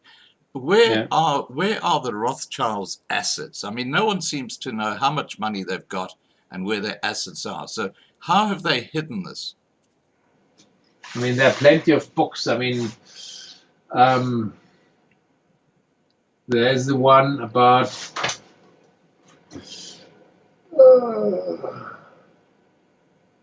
anyway, there are books about it from a few guys who they actually allowed to write. It's disguised in a lot of things, and it's not open. It's not like an Amazon and a Bezos, but I mean, it's not like a Berkshire Hathaway and a Buffett, or Microsoft and a Microsoft founder. I mean, it's Bill Gates. I mean, the thing is, it's more because it's old money. It's there since hundreds of years. I mean, the Rothschilds as a German family from Frankfurt. I think he had 4 sons who he sent to the various places, to London, to Nathan Rothschild, to Vienna, and then also to Sardinia, or somewhere in Italy. Anyway, he strategically placed them to make the business. And this is old money. I mean, old money and new money, it's different issues. And those guys with old money, they don't talk about those guys who are the internet billionaires, I mean, it's 2 different worlds as far as I understood and learned. Yeah. Because I think the wealthiest man in the world today is Bezos, isn't it? Amazon. Yeah. According to the what's it called, Forbes, but the Rothschilds must be worth trillions of dollars, but as you say, it's all hidden. Now that brings me to. I think then you need to look a little deeper, because actually the Queen is also very asset rich, and many people don't understand that she still, on paper, owns the dominions, even Canada and the place you live, and all the former dominions, because when you look at it, it's actually still in South Africa. I had this thing when I had the legal fight about the Reserve Bank, about the nuclear power station. I found out that one of the 3 preferred sites was next to mine in Pearly Beach, was actually in the Western Cape. And then I found out that it's actually Crown land. I thought, Jesus, I mean, what is this? It was 2005, 2006, and in the title deed, there's Crown land in South Africa. There's still stuff all over the place which you would actually not understand where it comes from, but it's old stuff. I mean, it's still there. It would be fun when they start expropriating that in South Africa, won't it? I think that's what they should look at, Crown land in South Africa, because that is actually a really interesting piece of asset, Crown land. Now that brings me to the future, and I think you're the right person to ask this question. You've heard that Carl Schwab from the World Economic Forum has been talking about the Great Financial Reset. And in fact, I'm putting up right now onto the page so people can see it, is the front page of the World Economic Forum website, where they talk openly about the Great Reset. And they say there is an urgent need for global stakeholders to cooperate in simultaneously managing the direct consequences of the COVID-19 crisis. To improve the state of the World Economic Forum is starting the Great Reset Initiative. Now, what do you know about this Great Reset, and is there anything there that perhaps you can share with us? I mean, for me, I just followed it. I followed Schwab, and I follow him every year. And as you know, South African delegations were there regularly too. I mean, last year I got also the pictures from a source of mine from Cyril and his team, and when Bueni was there. And I mean, there's always networking everywhere. But I mean, I wouldn't put now too much into this, because there's definitely private groups then meeting, but the big issue is not the big mandatory thing. But the agendas of the World Economic Forum are definitely important to watch, because they are being put out as then the daily policy at some stage. And the Great Reset is there. I mean, you see what's happening now with all the lockdowns, and I think it's a big reset for a lot of business circles and for a lot of economies, because it will look different in whenever we are after the lockdown phase, which nobody knows how long it takes. Okay, but they're talking about with this great reset where nobody owns anything except for the elite. In other words, all your shares are basically handed over to some unelected group of people who then control your shares, and you don't have anything. But I mean, that comes back. I mean, then we are back now with the circle about money and the trust, you know, because everything comes back to trust. I mean, even your title deed in South Africa, or when you have a title deed in Britain, I mean, or I don't know how about it is in Australia. I mean, it's trust, because I know in Britain, I mean, you have a freehold and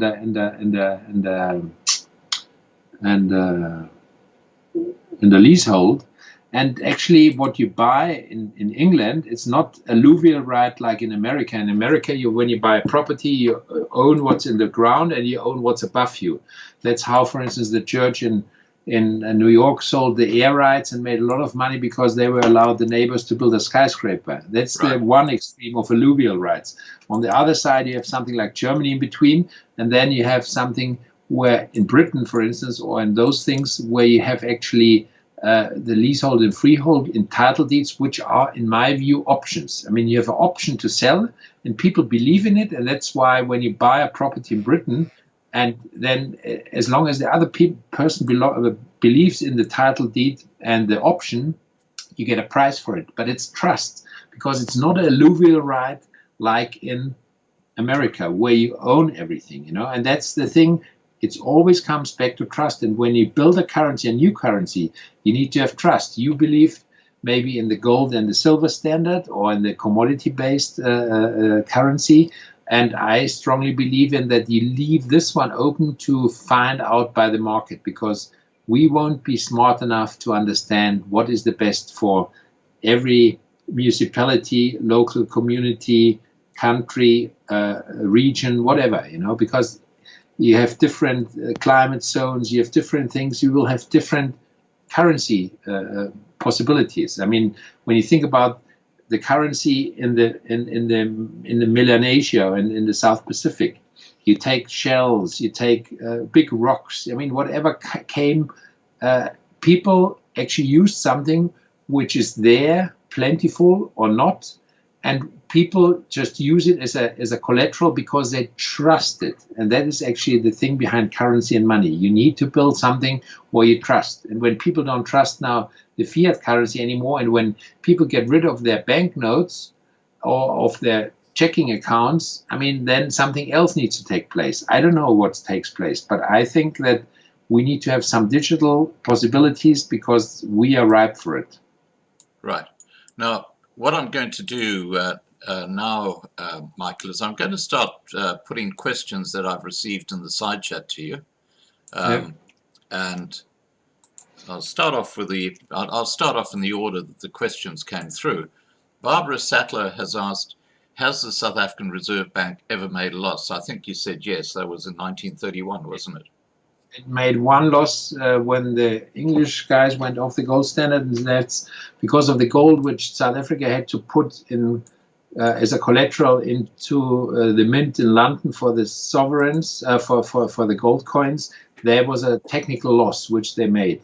And then the next losses we had was 5 years of Jill Marcus's tenure from 2009 to 2014. She made 5-year losses. I mean, which is unbelievable. And I actually talked to her about it. I mean, she was cross that I met the president before I met her, and was really cross that I talked to the president first.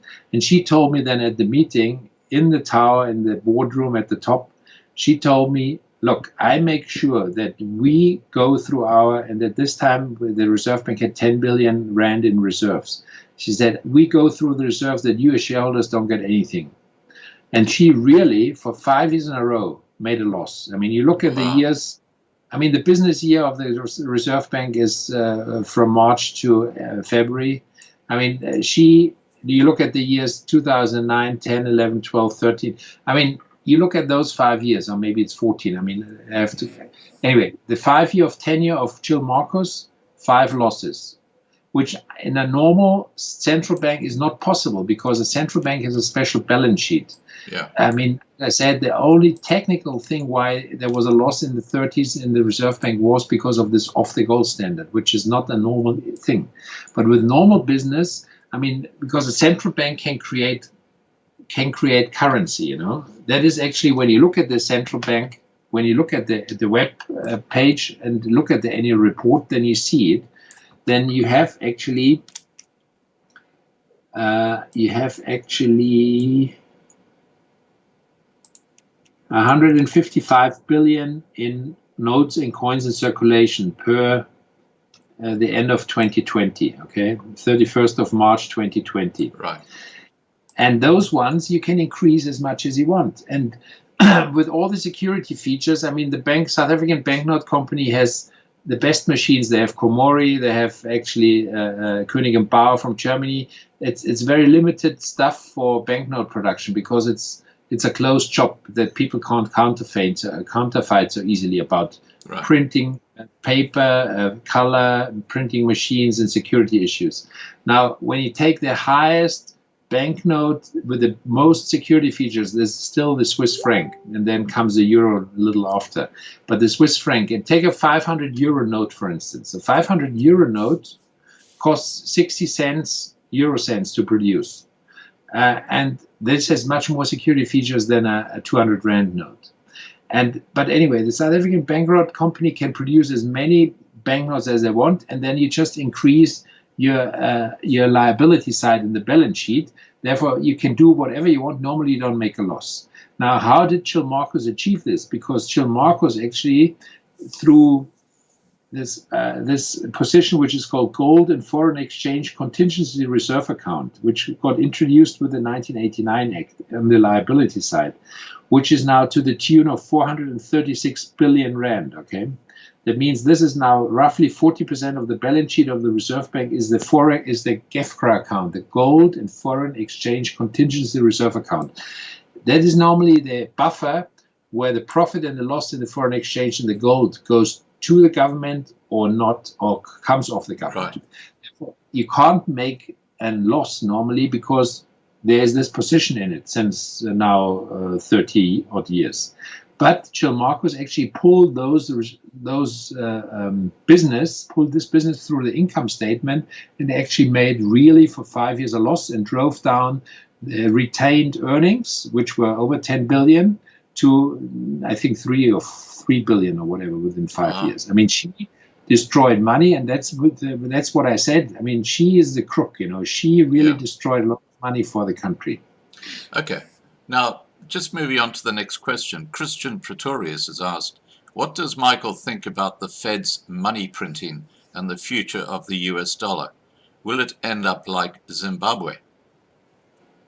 No, because the dollar is still the reserve currency, although it loses more and more percentage. But you look at the international economies and the barter and the trade, I mean, the dollar is still there and it won't go away so easily. I mean, definitely when you look at the special drawing rights from the IMF, and then you see the basket, what the value actually of the currencies are with which the special drawing rights gets composed. Right. And naturally, the Chinese got a bigger share now.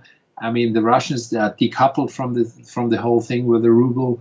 But the thing is that the dollar will be reserve currency, and you can't make a Zimbabwe out of the dollar, because then the whole world is a Zimbabwe. Right.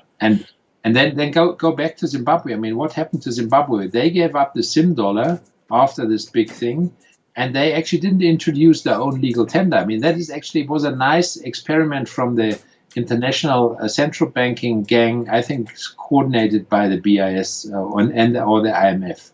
Because what happened with Zimbabwe years ago, when they had the hyperinflation, they didn't get a new currency, which normally is done. Then you just scrap a few zeros and make a new currency. They actually accepted then the dollar, the rand, and whatever other currency, I think it was another one, as legal tender in the country. They accepted foreign currency as legal tender to pay actually their taxes, which is actually quite a interesting experiment they did with Zimbabwe, and I think it was an experiment. Right. Okay. Now, sorry, I'm just fixing something here. All right. Okay. Now, Manuel Magro has asked, can Michael explain why is gold still valuable with the banking system being transformed to the fiat system? Because people trust it. I mean, they think that when they have a piece of gold, they can buy something. And I always say, whenever a state actually wants to get hold of something, the first they get hold of is your gold coins and their gold bars. Why? Because, I mean, you look around the world, it's hard to actually, I mean, when you get a Kruger Rand, I mean, you could collect some for the years, maybe over the years. But I mean, when you now buy silver or gold in Germany or in Europe, I mean, everything is traceable. The other issue is, even when it's not traceable and you're sitting on something, then you need to have, in the case that you do something, a counterpart who takes your gold or silver as a payment for whatever. You need a pair of shoes or you need something to eat. Then you need the small enough denomination, otherwise whatever. But then again, look into history. Learn always, I say you always learn in history. In the 30s, when actually Roosevelt was running as a president, America, actually there was a gold law that you had to actually give away your gold. I mean, you had to actually deliver your physical gold into the state coffers, and with a ridiculous price. What a scam that was. When you didn't do it, you were actually liable for criminal prosecution. Yeah. Now, how far does this go? I think that I always say I have lots of friends who are gold bugs and believe in metal. And I say, look, I mean, that is the first thing which you will lose in a flash. I mean, people sometimes believe they have a little bit of gold and silver and then they can buy a house for it or whatever. I think this is the biggest myth in our times now. It was maybe valid at other times, but not in the 21st century. And with all the digital traceability which we have, and with the tax man really getting hard on you and nailing everything, I don't believe it. Right. Now, Richard Anderson has asked, the Vatican is going to make Biden an honorary pope. In fact, this is a joke. I'm sorry, this is not a question. Richard says, Scott, the Vatican is going to make Biden an honorary pope as he managed to bring millions to life during the elections. Okay. I stay out of American politics. I mean, this is okay, well, I'll get rid of that other question which was asked about that as well.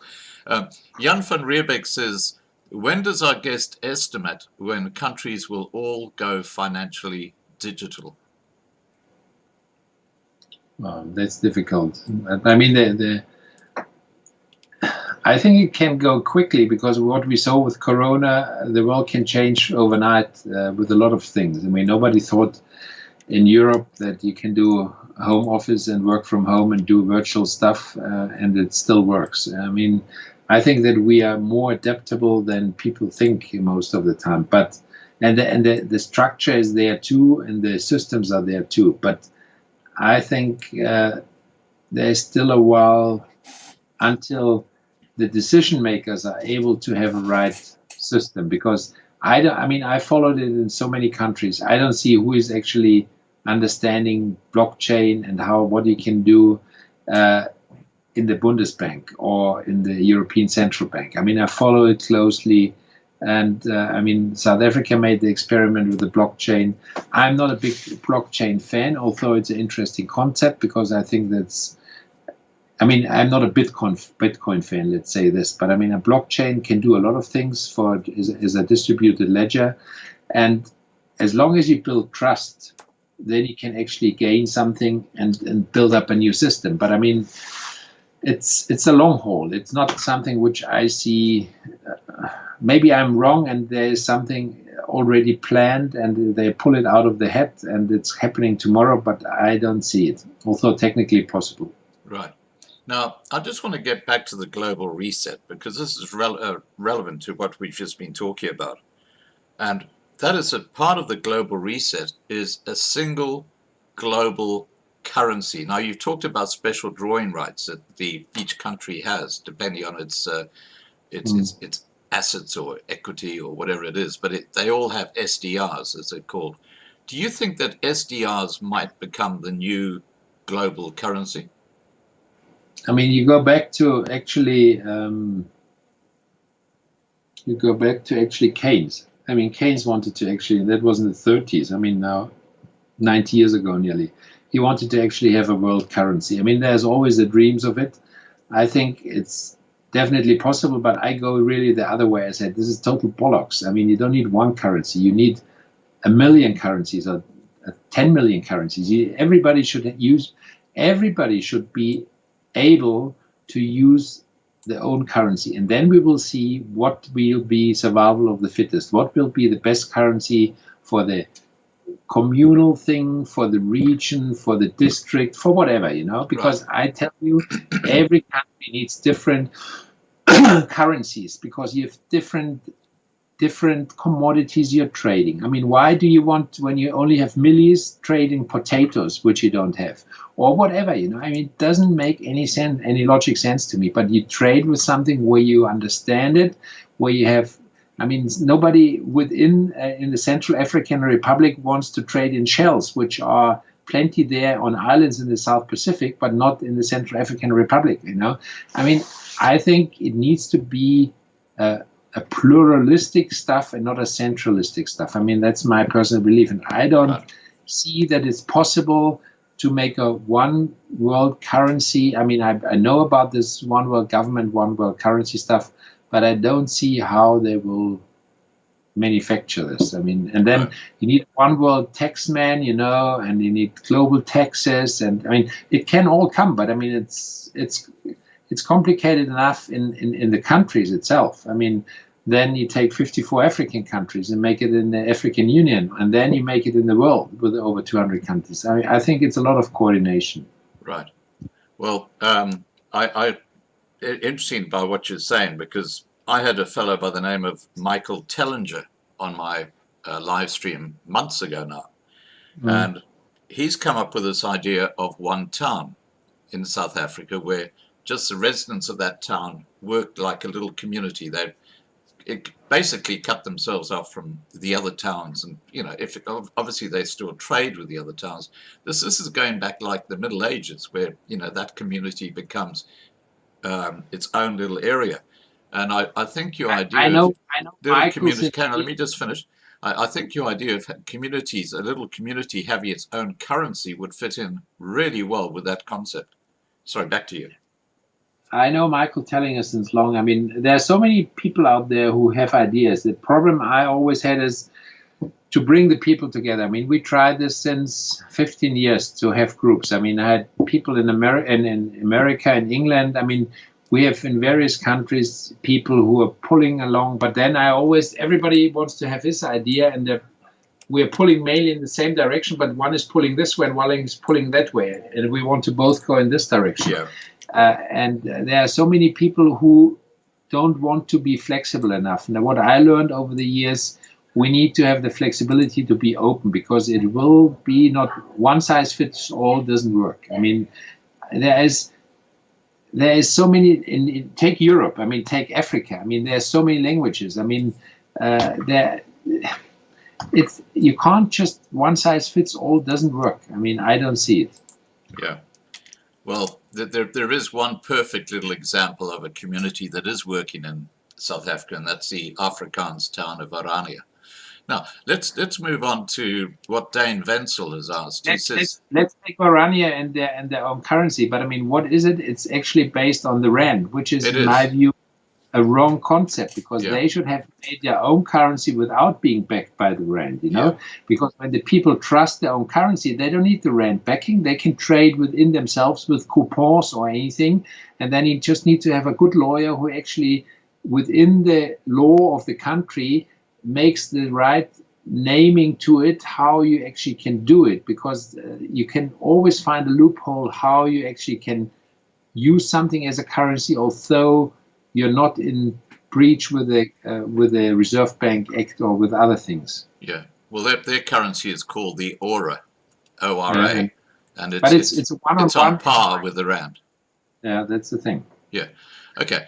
Now, Dane Wenzel has asked, I agree with you. We on Loving Life are part of a global movement on all social media channels, and these tyrannical governments are afraid of winning. Do you think that the governments now are basically controlled by the lobby groups, which are representing people like the Rothschilds and the Rockefellers, and are they subservient to them because these guys really have the power of the money? And I think it was Nathan Rothschild who said something along the lines of, I don't care who's in power as long as I have control over their money. Yeah. I think there's definitely networks and clubs and pulling the strings. I mean, you have in South Africa still the Stellenbosch Mafia, the Rothschild, you have the Rupert and the Oppenheimers and the guys of the world. Yeah. But I mean, it's again, sorry, it's again a thing which a lot of people know, but only the inner circle knows how it works. And I only can say, take a Rupert in South Africa. I mean, he was a money laundering institution for the Afrikaner Broederbond. I mean, he actually, with his holdings in Europe, actually got the money out of the country. I mean, I know a lot about, I read an affidavit from Pick Porter, from the former foreign minister, because I had a guy, John Risley, who actually backed me for a while, who has a case against South Africa with the Super Puma helicopters.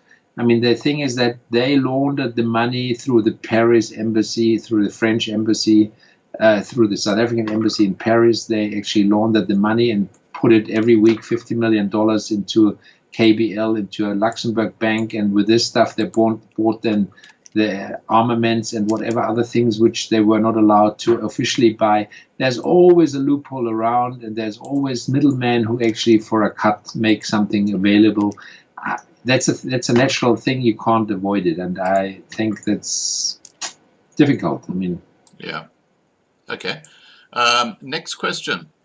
Malcolm Kobos, will cryptocurrency be affected by the reset?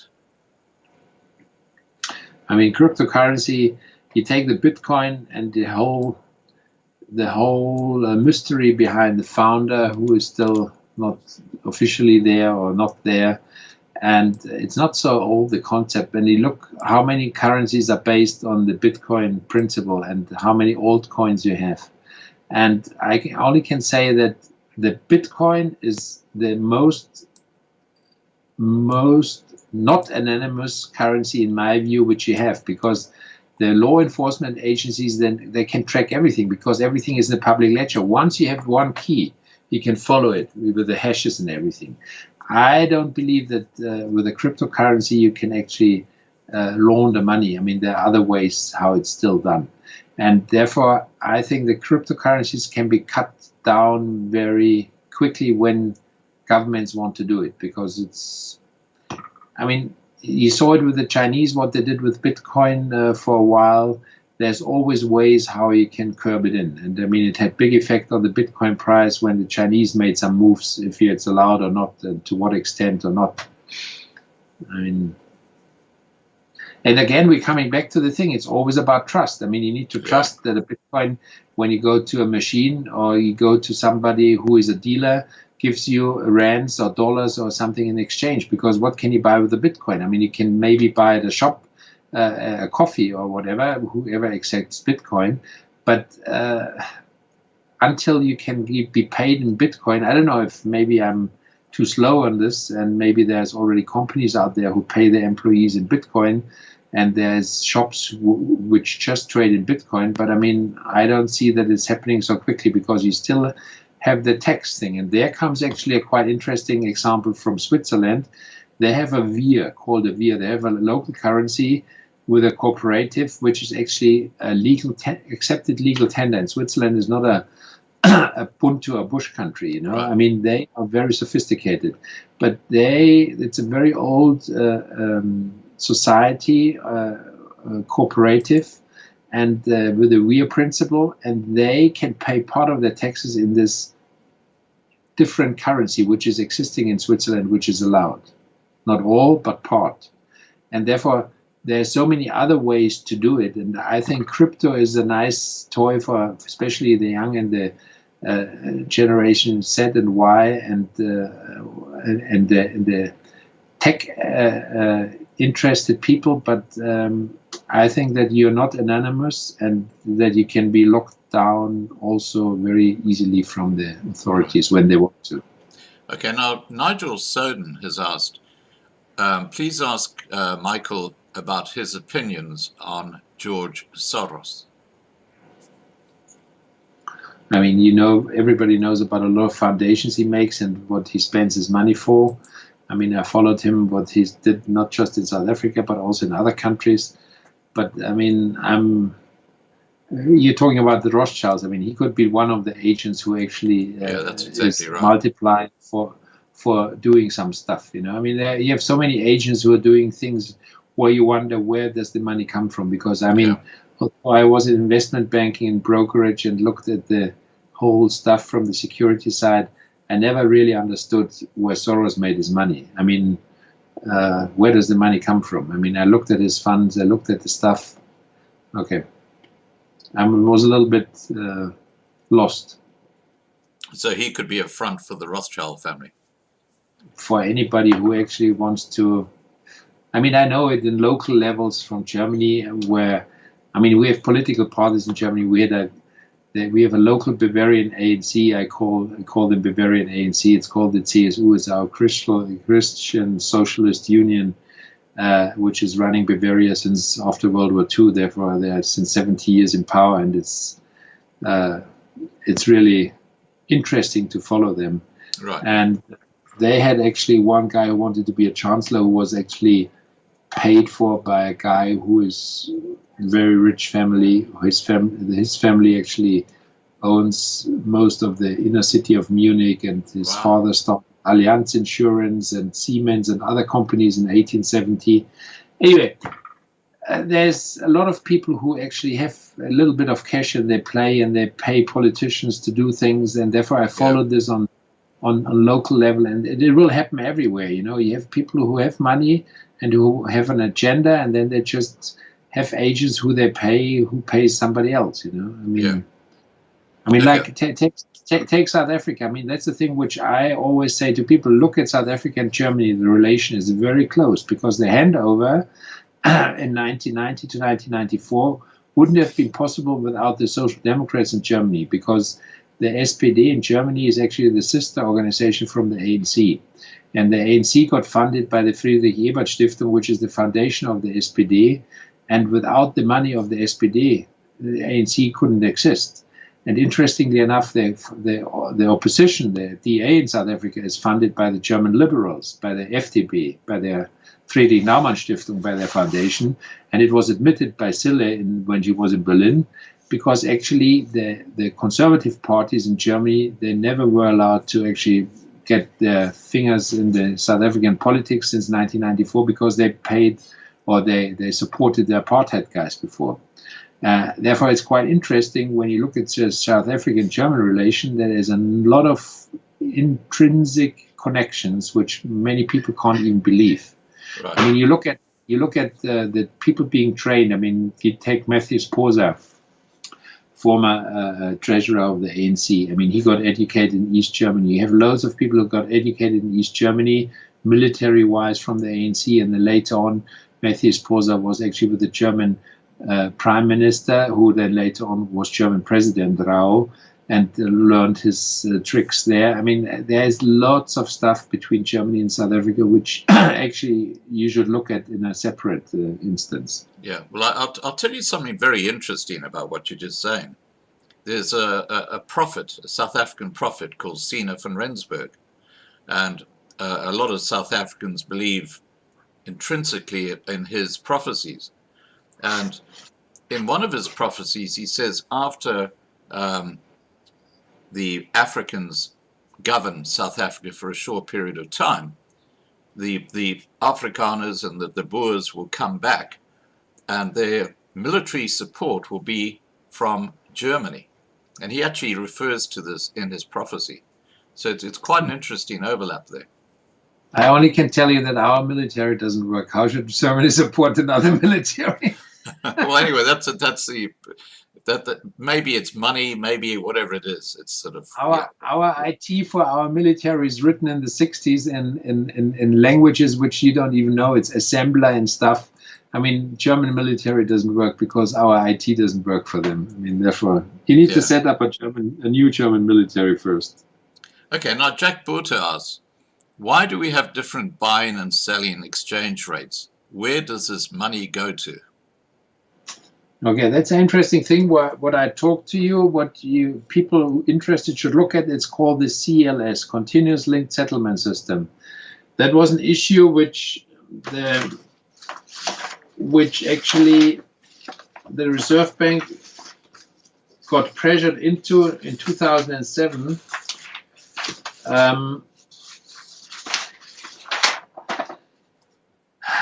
There's an information paper which you can find from the South African Reserve Bank about South Africa's participation in the Continuous Linked Settlement System, information paper NPS 4, 31st of January 2007. Because there was a guy who was actually working for the Bank of England called Ian Plenderleith, who was then, at the times of Mboweni, the deputy governor of the Reserve Bank. Interestingly enough, I mean, first director at the Bank of England and then deputy governor in South Africa with the Reserve Bank for 5 years. He had to achieve various things. One of it was to get Barclays one bank again, which then they did with EBSA, which actually Mboweni was not very amused about, but he had to bite the bullet.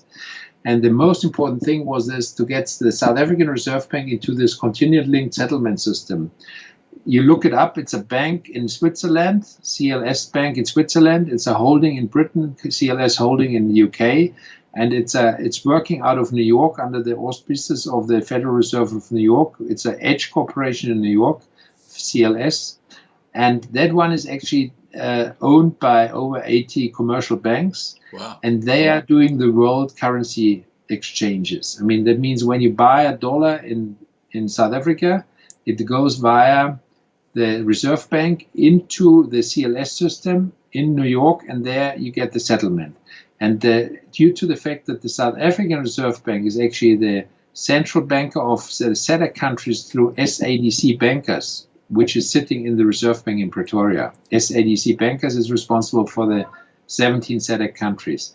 That means when you're in the Seychelles or in Zambia or Zimbabwe and having actually foreign currency, then you get routed via Pretoria to New York. It's all through the CLS system. And that's the interesting thing, because with the CLS system, which got actually mandatory for South Africa in 2007, which is not so old, you know, and it's a recent thing about what actually Mboweni was responsible for under the pressure of Ian Plenderleith, that they are connected to this big world exchange system, which is owned by commercial banks. Now, those 80 commercial banks have an account directly with the South African Reserve Bank, and that is the thing which you need to watch, because they can do things which the Reserve Bank can't actually follow themselves, because they have the account there.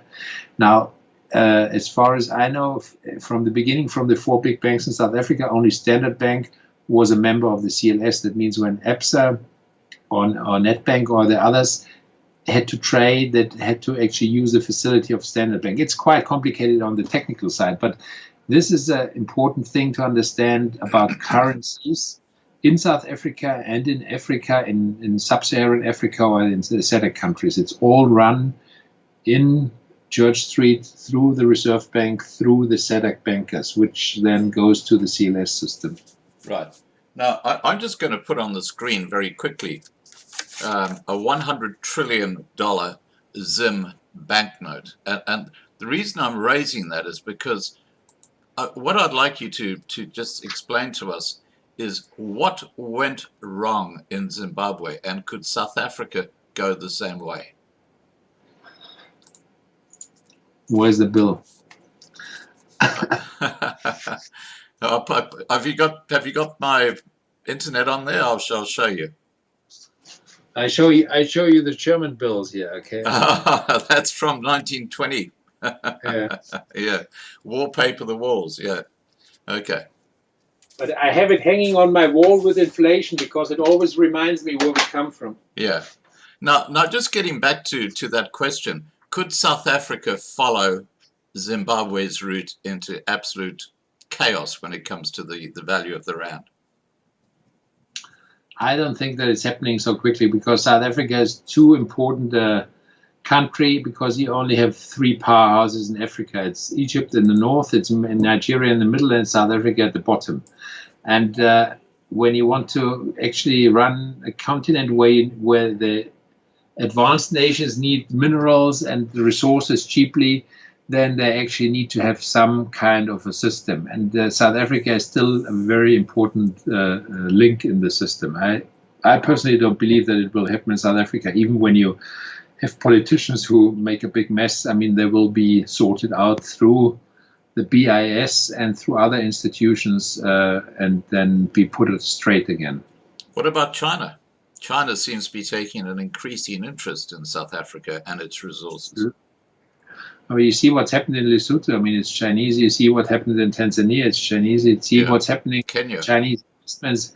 Take a look at the African Union buildings. Take a look at, I mean, all the things that Chinese did, you know. I mean, it's an important power, and they actually definitely cut their share out. And when you think about what they even did in Europe with the port of Greece or port of Athens, I mean, they really take slices everywhere. They also could put the renminbi on. I mean, it's all possible, but I think there's still a while to go for this. I mean, there's too much of Western economies and links. I mean, the Chinese are definitely having a long-term plan, and definitely Belt not and to be. Road. But I mean, I think that's still quite a while until the scale tips to the Chinese side. Right. Okay. Now, Mike Oberholz has asked, how secure is Michael about his shares in the South African Reserve Bank? I think we talked about that, but do you just want to just give a brief summary? I mean, I send you the share certificates. I mean, we still have the share certificates. Yeah, I mean, I've seen nobody can make them aware. I mean, the thing is that there will be always bearer shares, even when they're not in the share register. My shares are still in the share register. That means I have registered shares. The shares of my family have been taken out of the share register, which doesn't matter for the legal implication, because they're still bearer shares, because they are the share certificates, they are the valid CM42s, which are the security transfer forms which are signed, and therefore it's a valid contract. I mean, it's not so easy for the ANC or for the EFF to get rid of the shares, and when they do, I said the South African shareholders can be actually amputated even more, because they won't have many legal rights. But the real reinsurance also for the South African shareholders are we as international shareholders, because of us, the government can't do what they would like to do. Right. Okay. Well, I totally get what you're saying. Frikkie Labuskaghni says, question to Michael, is he a Biden or Trump supporter? Now, you don't have to answer that. I think we have a lot of nonsense in South Africa and in Germany. I don't need to look to America. I mean, okay. Michaela T says, I can't care less if there's a bicycle which falls over in Chicago. That's a saying in Germany, you know. I mean. Okay. Michaela T says, question for Michael from Frikkie. Okay, this is from Frikkie Labuskaghni. Did Germany warn the ANC of their wrong economical decisions? When? I don't know. I guess in the last 26 years. I just know that actually there's more to the plate than most of the people see again, because even before the lockdown, as far as I heard from my sources, Merkel was for unplanned visit and seeing Cyril, and obviously giving out marching orders or whatever for the lockdown. It was 6th, 7th of February, and lockdown was, I think, 10th of February. I mean, there's a lot going on in the background, but I mean, it's all speculation. I just know that we have a bi-yearly meeting between Germany and South Africa because of economic stuff, and there's other trade things. I mean, it's very close links, but I think that, no, I can't say more. I mean, right. What I'm just going to show, I did actually show some of these earlier, but just for people's information, here are the scans of the original share certificates that Michael and his family own, and you can see their share certificates. They've got numbers, they've got the amount of rands linked to each one, and so on. I'll just run through those while we go through these questions. Okay, Manuel Magro says, suggest a currency for oppressed minorities like the Boers to uplift them from poverty. again, sorry? Suggest a currency for an oppressed minority like the Boers to uplift them from poverty. I only could say that in local areas where there are many around, and it doesn't matter what minority it is, you just should trade amongst each other, because that is enhancing the whole society, the whole community. I mean, just keep the money in the local community. Don't pass it out to outside traders. I mean, that one makes every local community stronger. I mean, that's my recommendation. And you can actually look at local currencies, at communal currencies, if you can do something legally, where you have coupons or other things, which is digital or not, which actually fits, which makes sense to enhance trade and commerce in the area. Right. Okay. Now, Viking Boer asks a very interesting question. If we have only digital currency, how will we tip the car guards? I think there's already, look at Scandinavia. I mean, it's weird things. I mean, there's, take Sweden. Sweden, I mean, you like Sweden. Sweden has nearly no cash anymore. I mean, they actually took off all the ATMs. They just have digital currency on their cell phones. There in Swedish churches, there's no tips anymore. They have their cell phone and they give a tip with a digital currency. And that's the same thing what you can do with a car guard. And that's again back to M-Pesa. When you have a car guard, you can actually say, what's your M-Pesa number? And you can give him a rand and push 0 star, a combination of numbers, hash, and give him 1 rand. And he has the 1 rand on his cell phone. I mean, that's all possible legally. And look, M-Pesa is an amazing system, which they then even got to Afghanistan as M-Paisa. It's in so many deployments. So you could use it in South Africa. M-Pesa? Yeah. I don't know how much they're using it. I mean, I'm not aware. I didn't follow it, but I mean... It's through the internet, is it? No, it's actually, M-Pesa is actually through the cell phone. Okay. So it's not internet linked, because if it was internet linked, you could actually then do that. But I mean, everybody has in the meanwhile some cell phone, even when it's a simple one where you can just get an SMS. And Right. whenever you can get an SMS, you have a USSD possibility. And with this technology, which is actually there ever since the cell phones are there, you can exchange money, and you don't need a exchange booth or a bank who actually takes a commission. You can do it directly, and you can give a tip directly to the car guard. I mean, and when they have a smartphone, you can give them your OCR code or whatever. I don't know. I mean, there's apps for everything in the meanwhile. Yeah. Okay, now Antoinette asks, will Germany impose sanctions on South Africa because of their unfair black economic employment policies and the minorities being cut out of earning a living? No, I mean, Germany, as far as I know from the political things, when I dug around for years now, I mean, South African-German relationship is very important, but Germany would never ever take such a bold approach against South Africa. And I mean, we have enough problems ourselves in Germany that they should sort out their own problems. They shouldn't look at other problems. I mean, yeah. Well, you've got a huge problem with the legal immigrants, haven't you, in Germany? yeah, but that one you can't trace anyway, because I mean, we are open within the Schengen area. That means we don't know how many people are living here. But I mean, that is a problem of many countries where you have open borders, that you don't know what's happening. But right. Okay, now Manuel Magro again asks, did China crush the steel market and steel business in South Africa?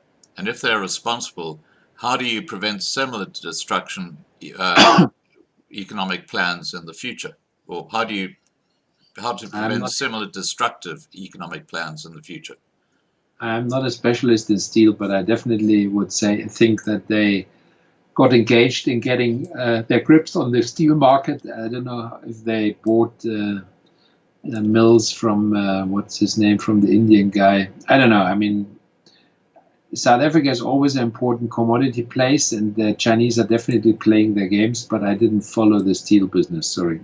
Yeah, okay. Now we're getting close to the end of the questions, guys, so if you have a question, please put it through very quickly. Ben Potgieter has said, ask Michael if he has any other interests in South Africa other than investing, I guess like property or farming or something like that. I lived there for 10 years. My wife is from South Africa. My kids are born in South Africa. And when Bobini threatened me in 2008, and he was phoning me on my cell phone, and when I had my farm in Pearly Beach, and was ranting at me and was threatening me. And then we got a good offer for the farm at the time. And then I said to my wife, maybe that's a sign that we just call this quits now, because I didn't know how far the Reserve Bank arm is really reaching.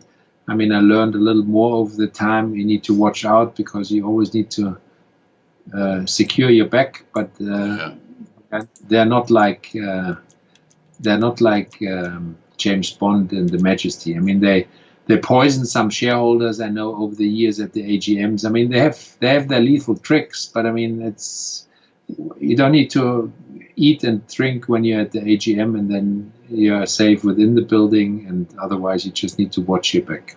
So they actually poisoned people at the annual general meeting? Yeah, there's one friend of mine, Nick, who is a longer standing shareholder than me, who actually got Stephen Goodson into the Reserve Bank as a director. He had a party, abolition of usury tax or whatever. And Nick actually, for 2 years, they gave him something which was not amusing, because he was a very critical shareholder activist for a while. Right. Okay. Now, Andre Pistorius says, please ask Michael if he had to start making money today, where will he start, or where will he invest? That's a difficult question. I mean, the first thing I recommend to everybody, just don't have any debt, you know. I mean, yeah. And I think when you don't have debt, then it puts you away of 90% of human mankind, or even more.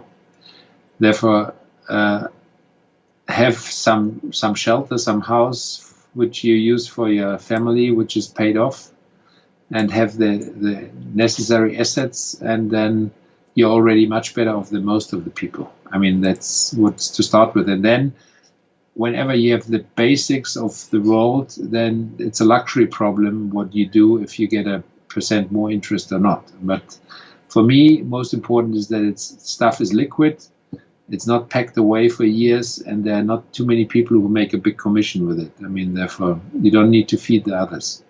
There are too many leeches out there. Right.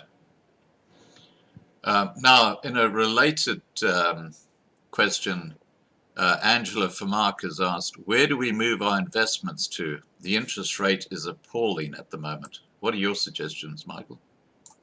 I'm not an asset manager.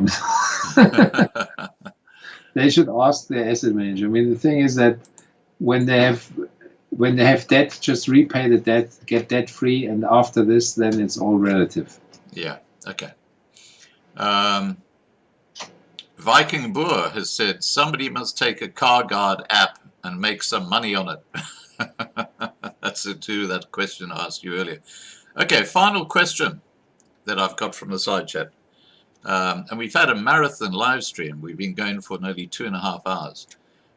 Andre Pistorius says, ask Michael if he had to start investing or making money today, where will he start or where will he invest? Will he stay in South Africa or immigrate? Well, you're in Germany, so I guess what he's talking about from a South African perspective, where would one invest, especially with expropriation without compensation by the government? I would say that I wouldn't invest in any funds which are in property. Invest in your own property, invest in things which you could use yourself, and keep as liquid as possible. And as I said, most important is don't have any debt, because then you're liable to other people, to the bank or whatever. I mean, get rid of the fiat money and the bank and the banks, and don't have any debt. Right. Okay, look, I think we've covered all the questions in the side chat, and I think we covered really the key areas we needed to cover. Is there something that you'd like to talk relative to the South African Reserve Bank that perhaps we haven't covered, Michael?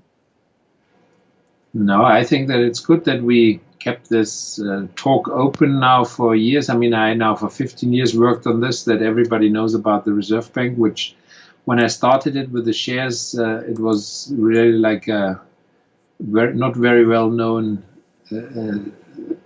thing, and now everybody knows about it, talks about it, and I hope that the politicians take the right decisions and make something good out of it. But it needs public participation, it needs proper thoughts, and not shooting out of the hip, which maybe an EFF bill is, and I think then something good can come out of it. Right. Okay. And is there anything you'd like to say in conclusion before I wrap up the live stream? No, thank you very much for the possibility to talk about the history. I mean, it was also for me a new adventure to wrap up 100 years of Reserve Bank and 90 years of BIS in a talk. And I think I have to finish my book about it soon. Well, when your book comes out, you'll have to let us know, and we'll have you back on the live stream.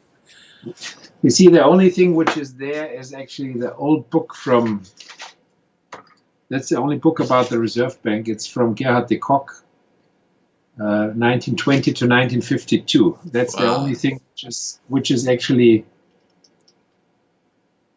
Yeah, we see it now, yeah. Now, I think it needs a Michael, proper 100-year book for the Reserve Bank now. yeah, you need to send me that document.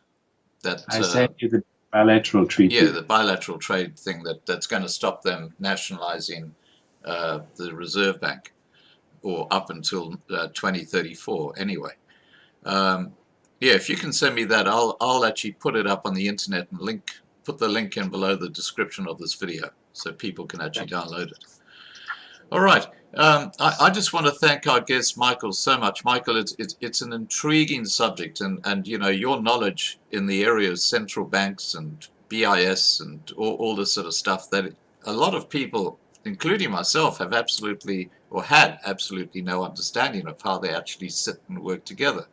And I think the thing that really struck home to me was your comment that there are basically 18 mainly men who get together every couple of months in secrecy at the Bank of International Settlements and basically discuss where the world is going to go financially. Just read the book The Tower of Basel from 2014, and it's a lot of information in it when whoever is interested in the BIS. Yeah. Well, I find that very disturbing, but it kind of confirms what people are saying about this conspiracy of an elite little clique of people who run the world. All right. Now, I just want to thank the moderators. Guys, thank you once again. We've had a very active side chat. I've been keeping an eye on it. And I hope, like me, you've learned a lot about the top levels of the banking system. And for those who've joined us tonight, thank you for being here. And if you've put comments or been part of the side chat, thank you for that. That's what we like to see. Don't forget to subscribe to the Loving Life channel to be kept informed. And tomorrow night, we're going to be having another live stream, and we're going to be talking to a doctor who's produced a book on the COVID-19 scam. So don't miss that. That's 8 p.m. Johannesburg time. And I'm sure you're going to find that very, very informative as well. All right, I'm going to shut down the live stream now, guys. Michael, so good to have you here. Please take care. And if something exciting comes up like your book, please just send me an email and we'll get you back to help you launch it. It's still down the line. I mean, I have all the stuff, but I mean, I need to find time to put everything. All right, guys, please take care. And I'm going to shut down the live stream now, but I'll leave the side chat open for a few minutes.